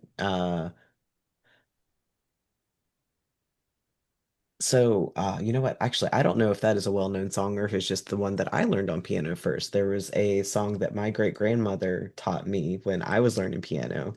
That's called Hummingbird, but it's a silly little, just very quiet song. That's oh God, I think I actually remember the words to it. Hummingbird, hummingbird. Oh, maybe not. Oh, too restless to settle, too wild to play. It's a silly little song, but like it's just talking about a little hummingbird, but like it's got a very soft little melody that kind of just do do do do do do do do do do do do. And like so it's nothing grand by any means, but it's just cute little jaunty thing. Oh, it's it's the best thing ever. I look like a child, like an excited child. I'm just sitting next to you and I'm looking at your fingers and I'm smiling at you like you're doing something much grander than you actually are. Um, and I'm swaying as I sit to the little tune. And Malizi like tries to show you how to like because it is very like it's a one hand like it's you're using only like three of your fingers on one hand to play this little ditty. So like they try to like put your hand in like the right spot and then like and you know an octave up like kind of does the same motion to try to get you to hit the right keys so you can follow along. Oh, and I do it and I can do it. And we have that moment where maybe you're playing the down octave and I'm playing the up octave. We just play it together. Ugh. Mhm. Um, Malizi, did you learn to play the piano in your current form? Like in your current, like, did you pick it up in the hotel from other guests or anomalies, or does it predate your current existence? Is Mhm. it something you've always known how to do? Do you remember being human?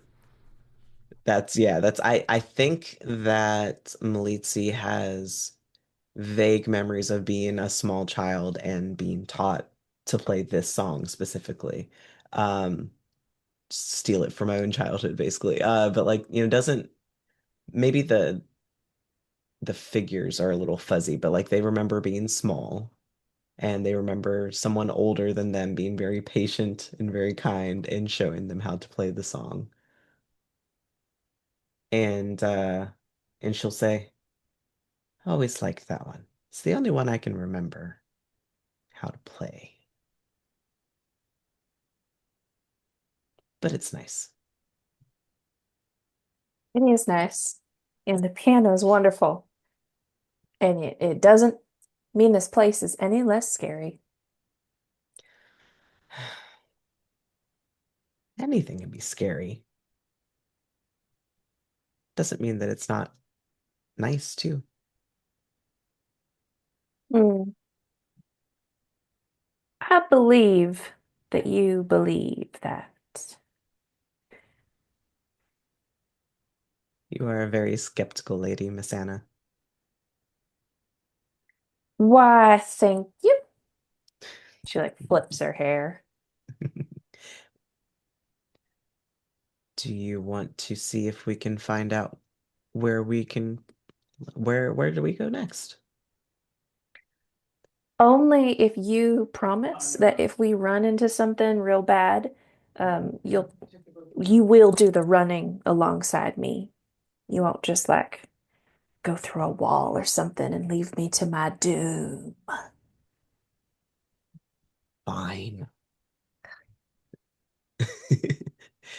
And you can see like Melissa's being very teasing about it, like clearly like would not have thought to leave you, but is like pretending like it's like, ah, twist my arm.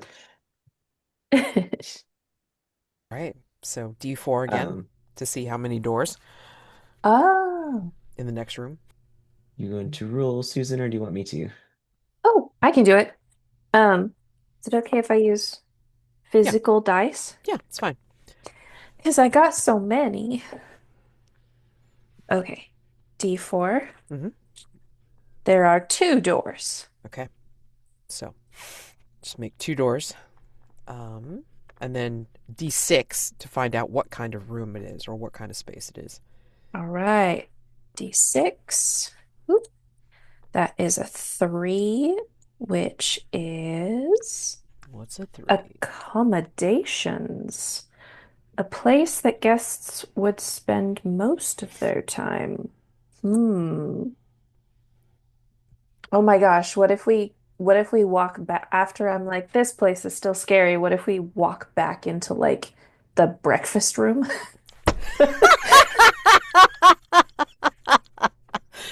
Oh my gosh. Amazing. I like it.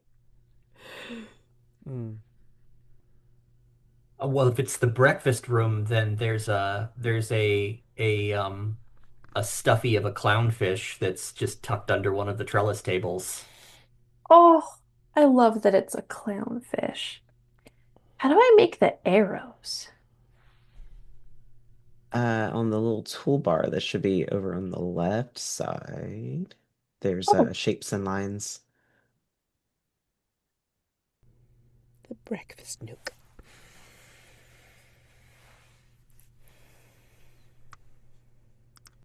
okay. We enter the breakfast nook, and Anna immediately goes pale and spins around and looks at Malizi just with this look on her face like, see? See? Um, I think the breakfast nook is, well, it has to be a little different than it was however many mornings ago that was. So I think um the tables are they have cushions on them now. Like even though they're real long benches, they do have this kind of rich green velvet cushion that is attached to it, and maybe there's like a piece of fabric that comes underneath the bench and it's tied. A much softer place to sit. There's a kind of an autumnal colored table runner down the middle of it, and there are uh pine cones and pebbles and things just sort of artfully placed all down the middle along the table runner. There's no food whatsoever. And I think at underneath a single like heat lamp, there is a a rose laid out. I think Malici will kind of just laugh a little bit and say, "Hmm, I think I think the hotel has some words for you," and will point to the rose. I I don't want to go up to it. I'm gonna like link my arm with yours and say to the room in front of me, be like, I don't know if you know this, uh, but when someone is having an episode or a fit, I learned this from my daddy. Um, you're supposed to breathe a certain number of times, and then you're supposed to like see what you can smell around you, and then like see if there's something cool you can put on your neck or something. And so I was just doing my best to keep myself calm, Mr. Mrs. California, the hotel. How do I talk to the hotel? Any way you want to. Oh, that's a good line. That stops me up short. How do you talk to it? Any way you want to. I'll let go of your arm and I will walk over to one of the benches and I'll sit down and put my hands on the table and I'll just look at the table and say, that was a real good breakfast the other day, and I'm sorry for if I hurt you by picking a flower that is outside of you. No, I'm not going to think about that. Um, sorry.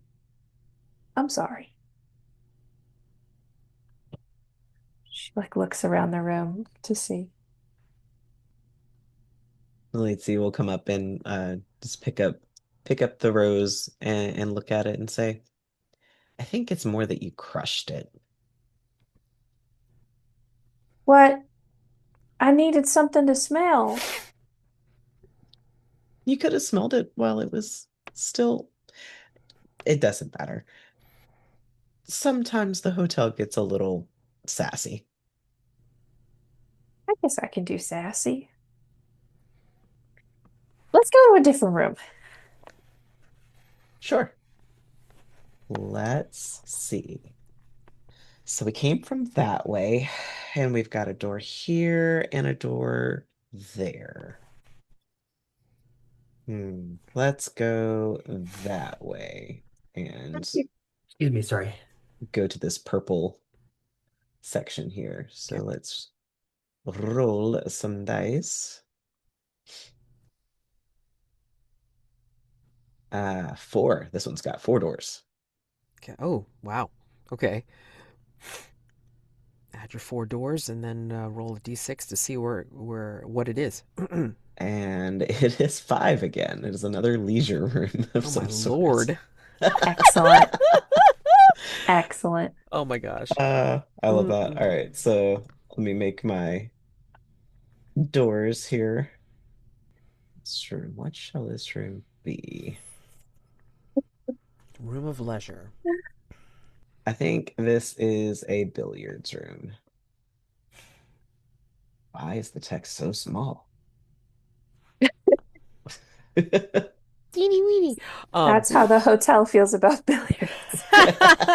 Well, don't forget there is a game that is Yeah, especially built for billiards. there is. Yeah, So if you want to actually play that mini game, you can. that is one of the games that I was looking forward to playing at some point. Yeah. So we walk in, and I think it is a much, I think the breakfast nook was probably pretty bright and airy. This room is not. This room is kind of dim. I think like the lights have like that kind of an amber glow to them. There's a lot of like overhead lights that are like stained glass. Um, and different motifs, mostly like different flowers. And the room has a lot of dark wood in it. And there's probably, I'd say there's four different tables in this room. And there's some chairs scattered around that are nice plush, like velvety chairs in nice rich colors, with little tables at them. And I think Malizi just walks into this room and goes, "Huh, I don't think I've no, I have been to this one before." Like takes a second to think about it and be like, "I have been to this one before. There's a few billiards rooms." Oh, now this is more my speed. Um, I'll go up to a table and run my fingers along the wood on top of it and smiling and looking down at it. I think you'll catch a view of something moving, like on one wall, and you'll realize that you're catching your movement in a mirror. And as you look, you'll start to see that it's not reflecting you after a second because it's reflecting a young woman with long wavy hair looking right back at you. And all of a sudden, she starts because you hear, just as she hears, a scream coming from somewhere. It's not your side and it's not her side. It's like coming from somewhere else. Like you both hear the scream at the same time, even though that's a mirror and it's showing the billiard room reflected, except you're not in the reflection, she is. Hey, are you seeing this? Mhm. There's Okay. lots of weird reflections sometimes. Okay. I'll Though I'll wave at the I don't recognize that guest though. Yeah, she's staring. She's just staring into the mirror at you, and she's like looking back at her reflection, as if hers is the room that's being reflected, and she's also confused. Oh, okay. Not the worst thing. I look up at the ceiling. That's not the worst thing. Like I'm talking to the house. Um, And Malizi's like, no, don't do that. Like, the oh, hotel likes to be sassy. oh, it's okay. It's okay. Don't don't give it ideas. Okay, okay.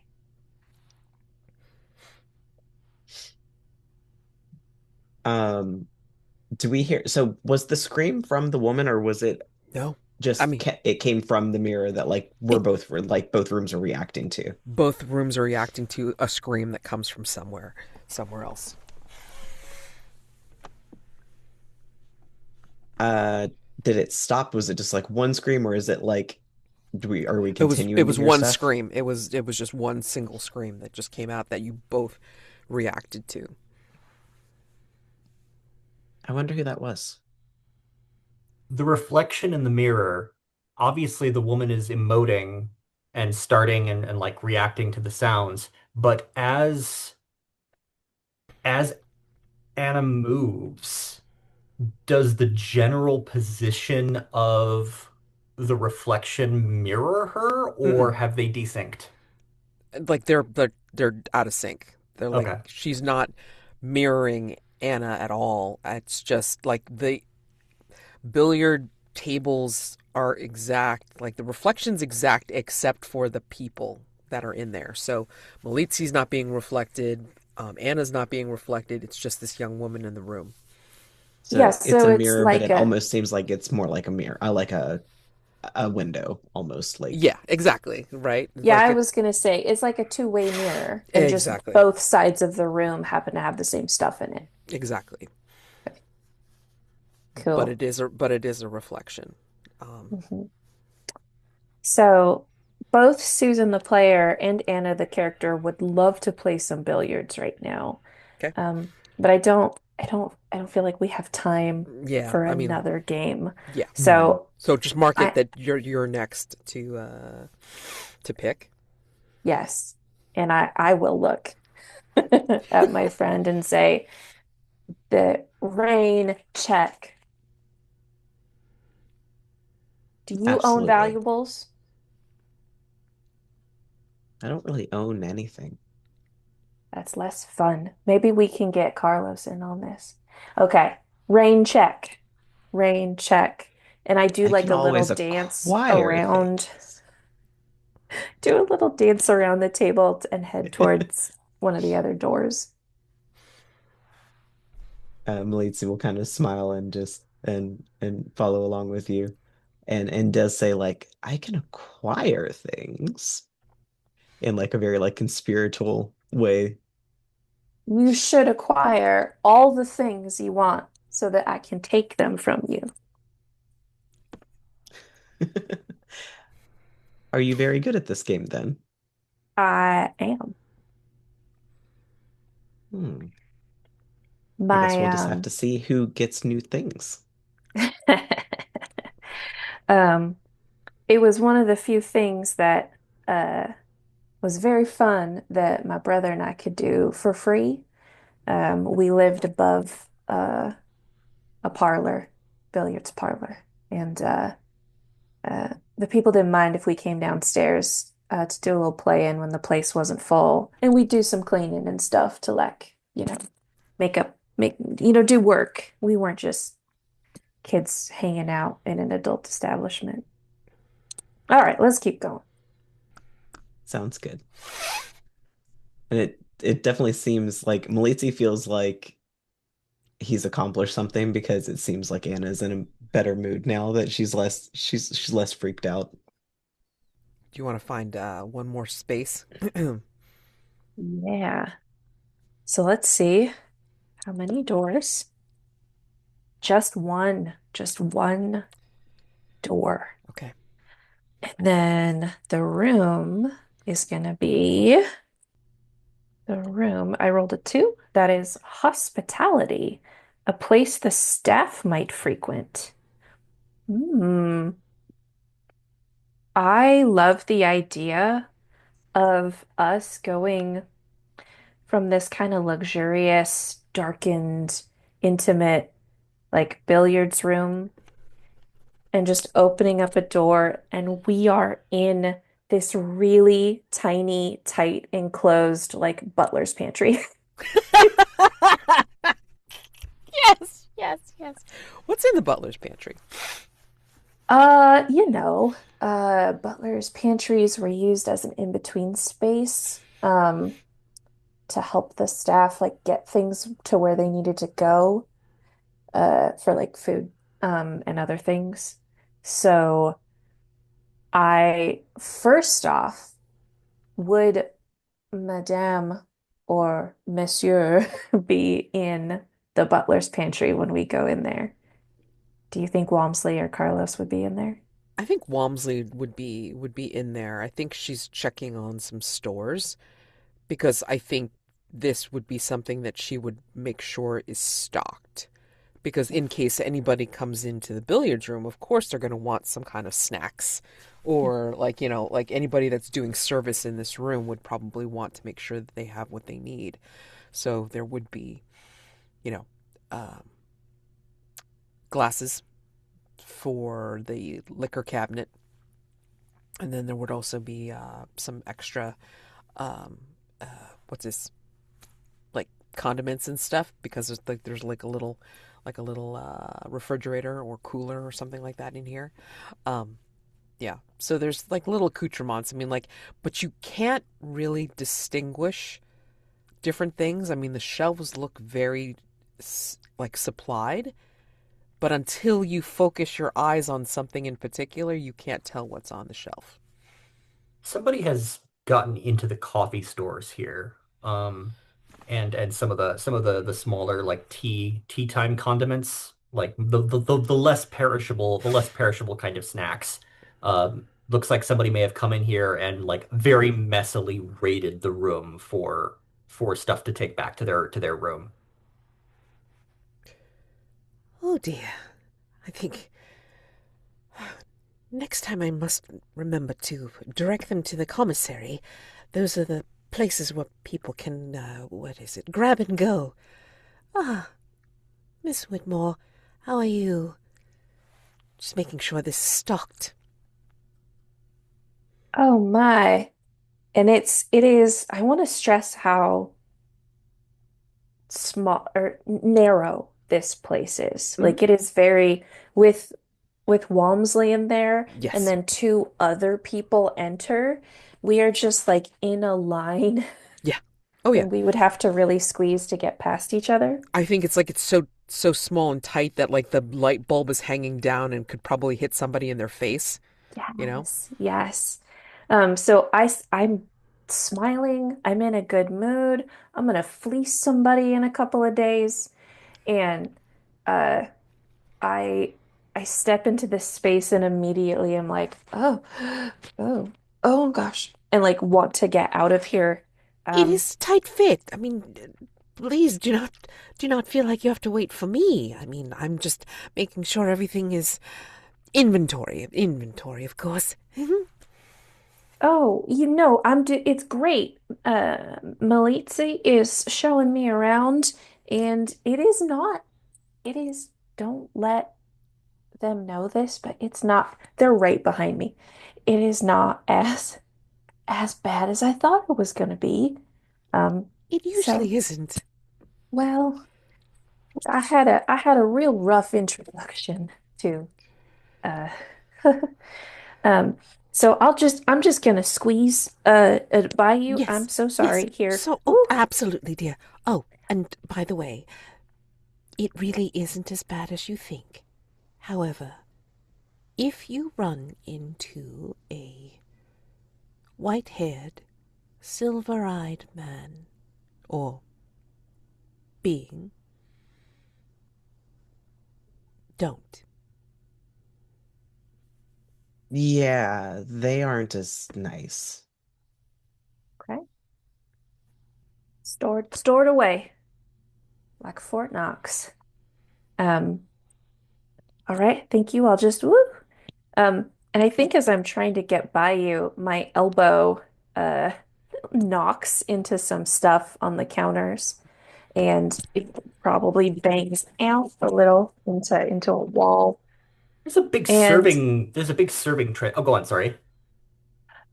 I was gonna say in the pantry, I think that there is a mouse trap. There's nothing in it. Um, but it is, I think it looks very out of place for a moment. Like, like if this were a camera shot following me out, the the mouse trap would be like a little brighter or a little more saturated so that the audience would like spot it Yeah, easy. right. Um, and it is, I think it's just interesting whoever put it there or whatever pest it might be for. Hmm. I think one of the things you knock against as you're pushing past Madame Walmsley is a silver serving trencher, which clatters. It was sitting on its side, and it just slides and clanks down against flat on its shelf. And it is polished to a mirror finish, and it is surprisingly cold to the touch. Oh, In fact, it's almost like there's frost on the trencher. oh.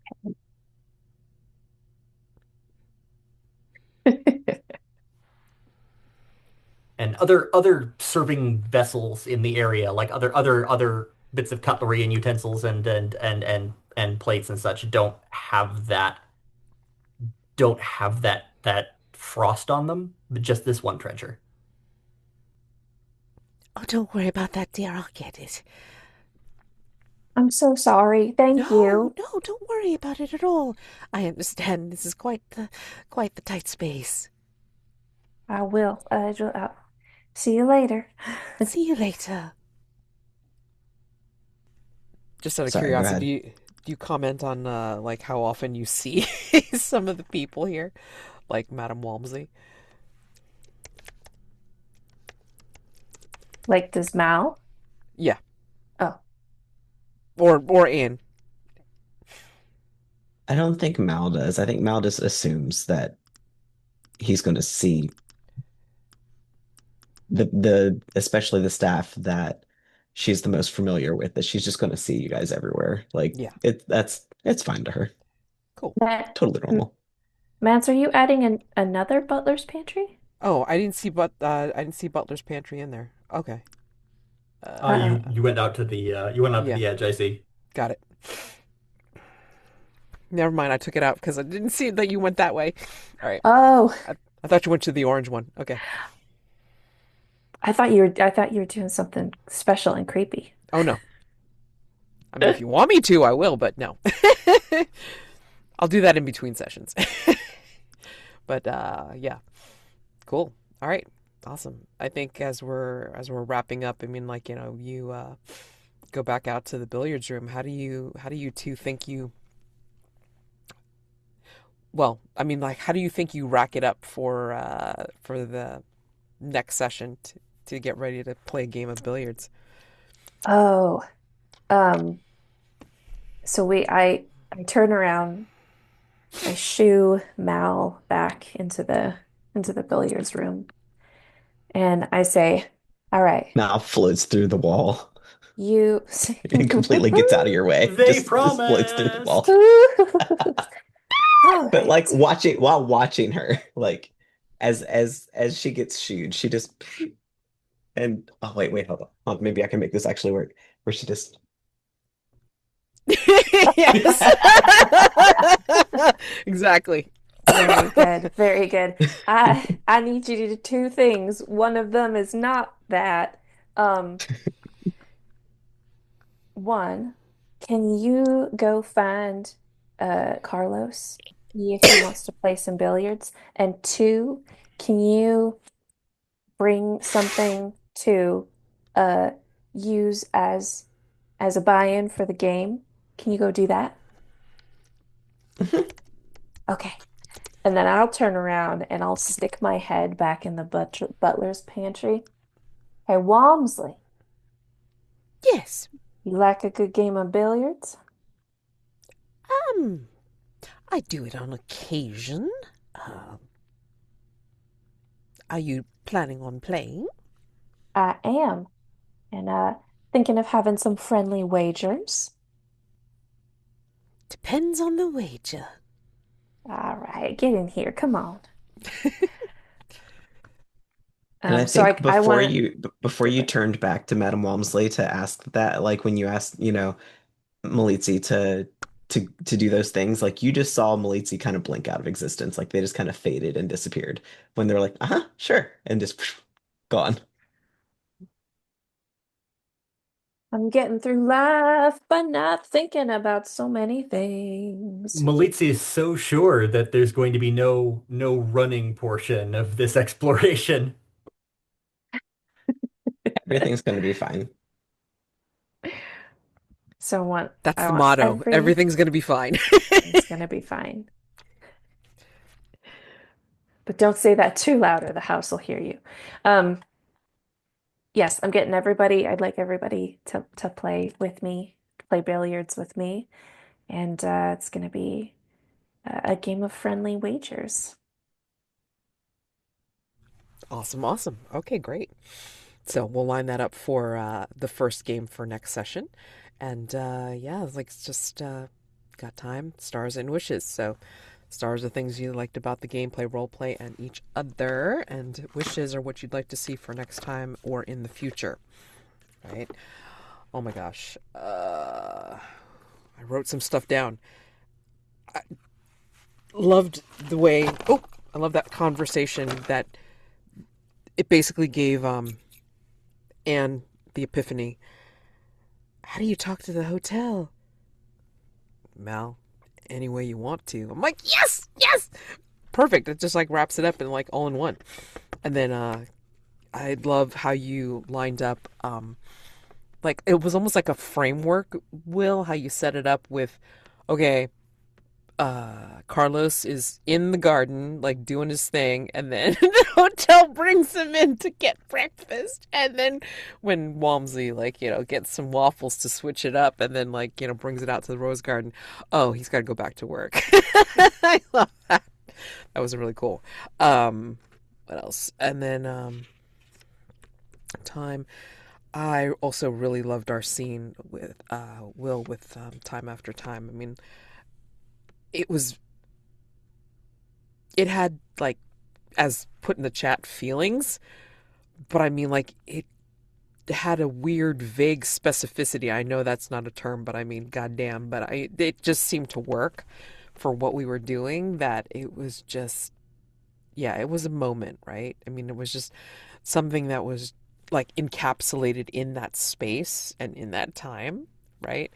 And it just worked. It just worked for the two characters, especially being there and like engaging with people from their past and yeah, like hinting at what's going on here, like what kind of relationship and like what kind of yearning is there, right? So, uh, damn backstory. And what would I like to see? I mean, like more development of these kind of things. I mean, like in wanting to see more of like backstory on Whitmore, and definitely want to see like if we can get more into um, Malizi. I mean, like that little tidbit that we got about the that song possibly learned in childhood was awesome. So more of that, please. Yeah, I really loved the scene that Mads and Will did together. I think like just seeing like I liked the whole bit with the niece and just like how you got to see a different side of Carlos there than what we'd seen so far. Like he was super interested. He was, happy, wanted to know as much as he could. And I think that was the most animated that we've seen Carlos be really, because like he was clearly, very happy to see his niece. But it was nice to see a little bit there. Um, and I loved Anna's reaction to the rose garden of just like, this is not normal. This can't be real. Like this can't, oh shit, it is real. Fuck. Like just like her like trying to process it and then the rest of it just being like, yeah, This is it. Um, and I love that Madame Walmsley is just this quiet, calm, ever present, just there to take care of things. And like she just shows up when she's needed. And yeah, I love this game so far. I really do. As far as wishes, I wanna learn more about Anne's backstory because like we've gotten like tiny little tidbits about like her brother and stuff, but we don't have much about her yet. And I definitely want to find out more, especially since she's a fraud and she's finding out that, well, these things are actually real. And seeing how her backstory plays into that. My biggest star for this game, and I wrote it as a joke in our chat, which the viewer cannot see. But so for their sake, I wrote, guys, I didn't sign up for these feelings.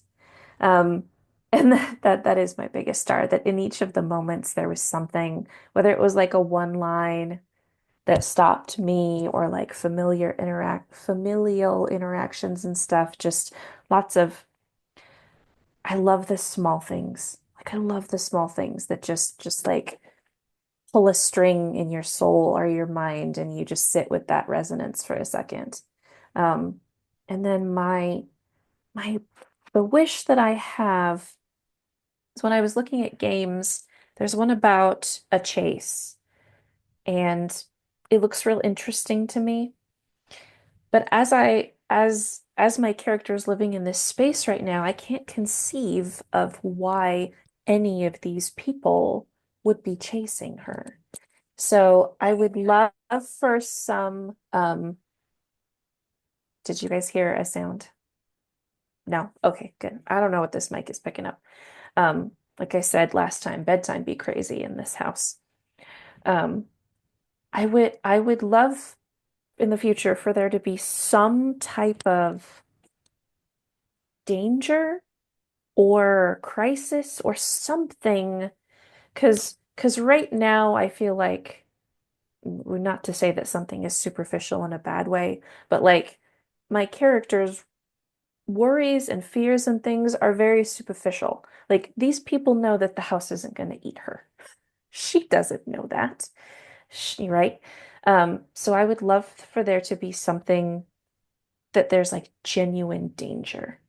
Like I just want like a little bit of that sprinkled in and I don't know how and we'll figure it out, I'm sure, but that's where my mind is right now. I will say I really enjoyed the just the banter and the chemistry between Anna and Malizi. Just for that whole exploration scene near the end. And that includes the bit at the piano, um, the very childlike I can play the piano. I'll show you how to play the piano. Plays the piano at a basic level. Shtick from Mack was really neat. And very charming. Uh, and I also enjoyed like Mack sort of like disappearing through the wall just to have some fun with the situation. Um, Mads, I was absolutely tickled to be in that scene with you at the beginning. And there was a beat from Madame Walmsley that just stopped me short, which was her saying that she's afraid of what comes when it's time to stop serving. Like the idea that there might be an end to this infinite service, and that's just not something that she's in a place where she can process it. Um, and that was a facet of the character I hadn't seen, and I was delighted to see that. And I'm just frankly, I'm really happy with the way that scene just sort of blossomed and bounced into fascinating places without too much predestination. Um, Susan, I second the comment about Anna having issues with the whole Rose Garden translation, but I underscored that in my notes with, quote, things happen sometimes. It's fun, end quote. And the adding the screwdriver breakfast option as being very firmly in her bailiwick. And I'm delighted to see her sort of catch fire with the idea that she's going to fleece everybody at billiards. That's a fun shift to her character that I was delighted to see hit the table. Wishes, I think I have a very similar wish to Susan in that there seems to be a lot of space built for like some like sinister stuff going on in the hotel. But we don't necessarily have that kind of animus with inside this character group. I'm wondering if people pick up NPCs, they might be able to generate more animus towards the PCs.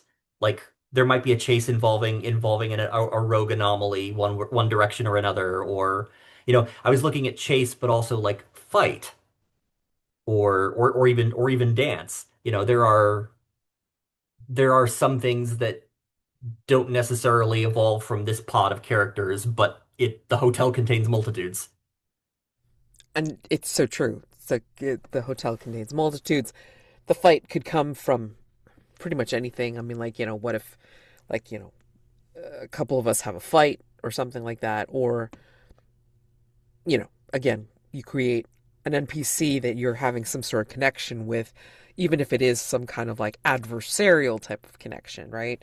And in terms of like a chase, again, it could be something that it's not directly between two PCs. It could be something where, um, something is hunting you. I mean, and I can't necessarily, except for in the case of Mal, where Mal could be possibly hunting something. I mean, aside from that, it needs to be, I think, with this dynamic that we have right now, I think it is going to be something where there's going to be an NPC and a PC. I don't think we could work that particular game out with two PCs unless we're talking about a mirror universe version of ourselves and that's what's chasing the other PC. Is this what happens when Madame Walmsley like takes her hair down? She just sort of like turns into Maybe, maybe. I mean, like we're creating like the very ugly thing that lives in the house. I don't know. I mean, who knows? Wow. I mean, like there's so many possibilities here, and like I'd love to see how you know, how we pull them out, and how we interpret like what we find here. Which is one of the reasons why I'm very glad that you picked out Dancing in the Dark, so this way we could start exploring more areas of the hotel. And again, there's no reason why we couldn't have more than one thing in the hotel, because if you noticed, or like you probably didn't notice, but I did when I started reading the big blurb, like for the game, it's like billiards room is mentioned multiple times in the blurb. Why? I don't know why. So, okay, we have multiple billiards rooms. Okay, great. So, fun. The founders really liked billiards. I don't know. Seriously. I I mean, I love it, so I get Yeah. that. Yeah, I mean it's a fun game, so for sure. So, with that, you guys have a wonderful evening and I will see you next time. Don't forget, I mean like, if you want to pull out some actions on the bulletin board or for the archivist's, privatized thread board. I mean, like, do what you'd like to do, and like we'll see what kind of shenanigans that you guys create for the other series. Can't wait to see it. Alrighty, so happy gaming to you all, and I'll see you next time. Thank you. Bye. Bye.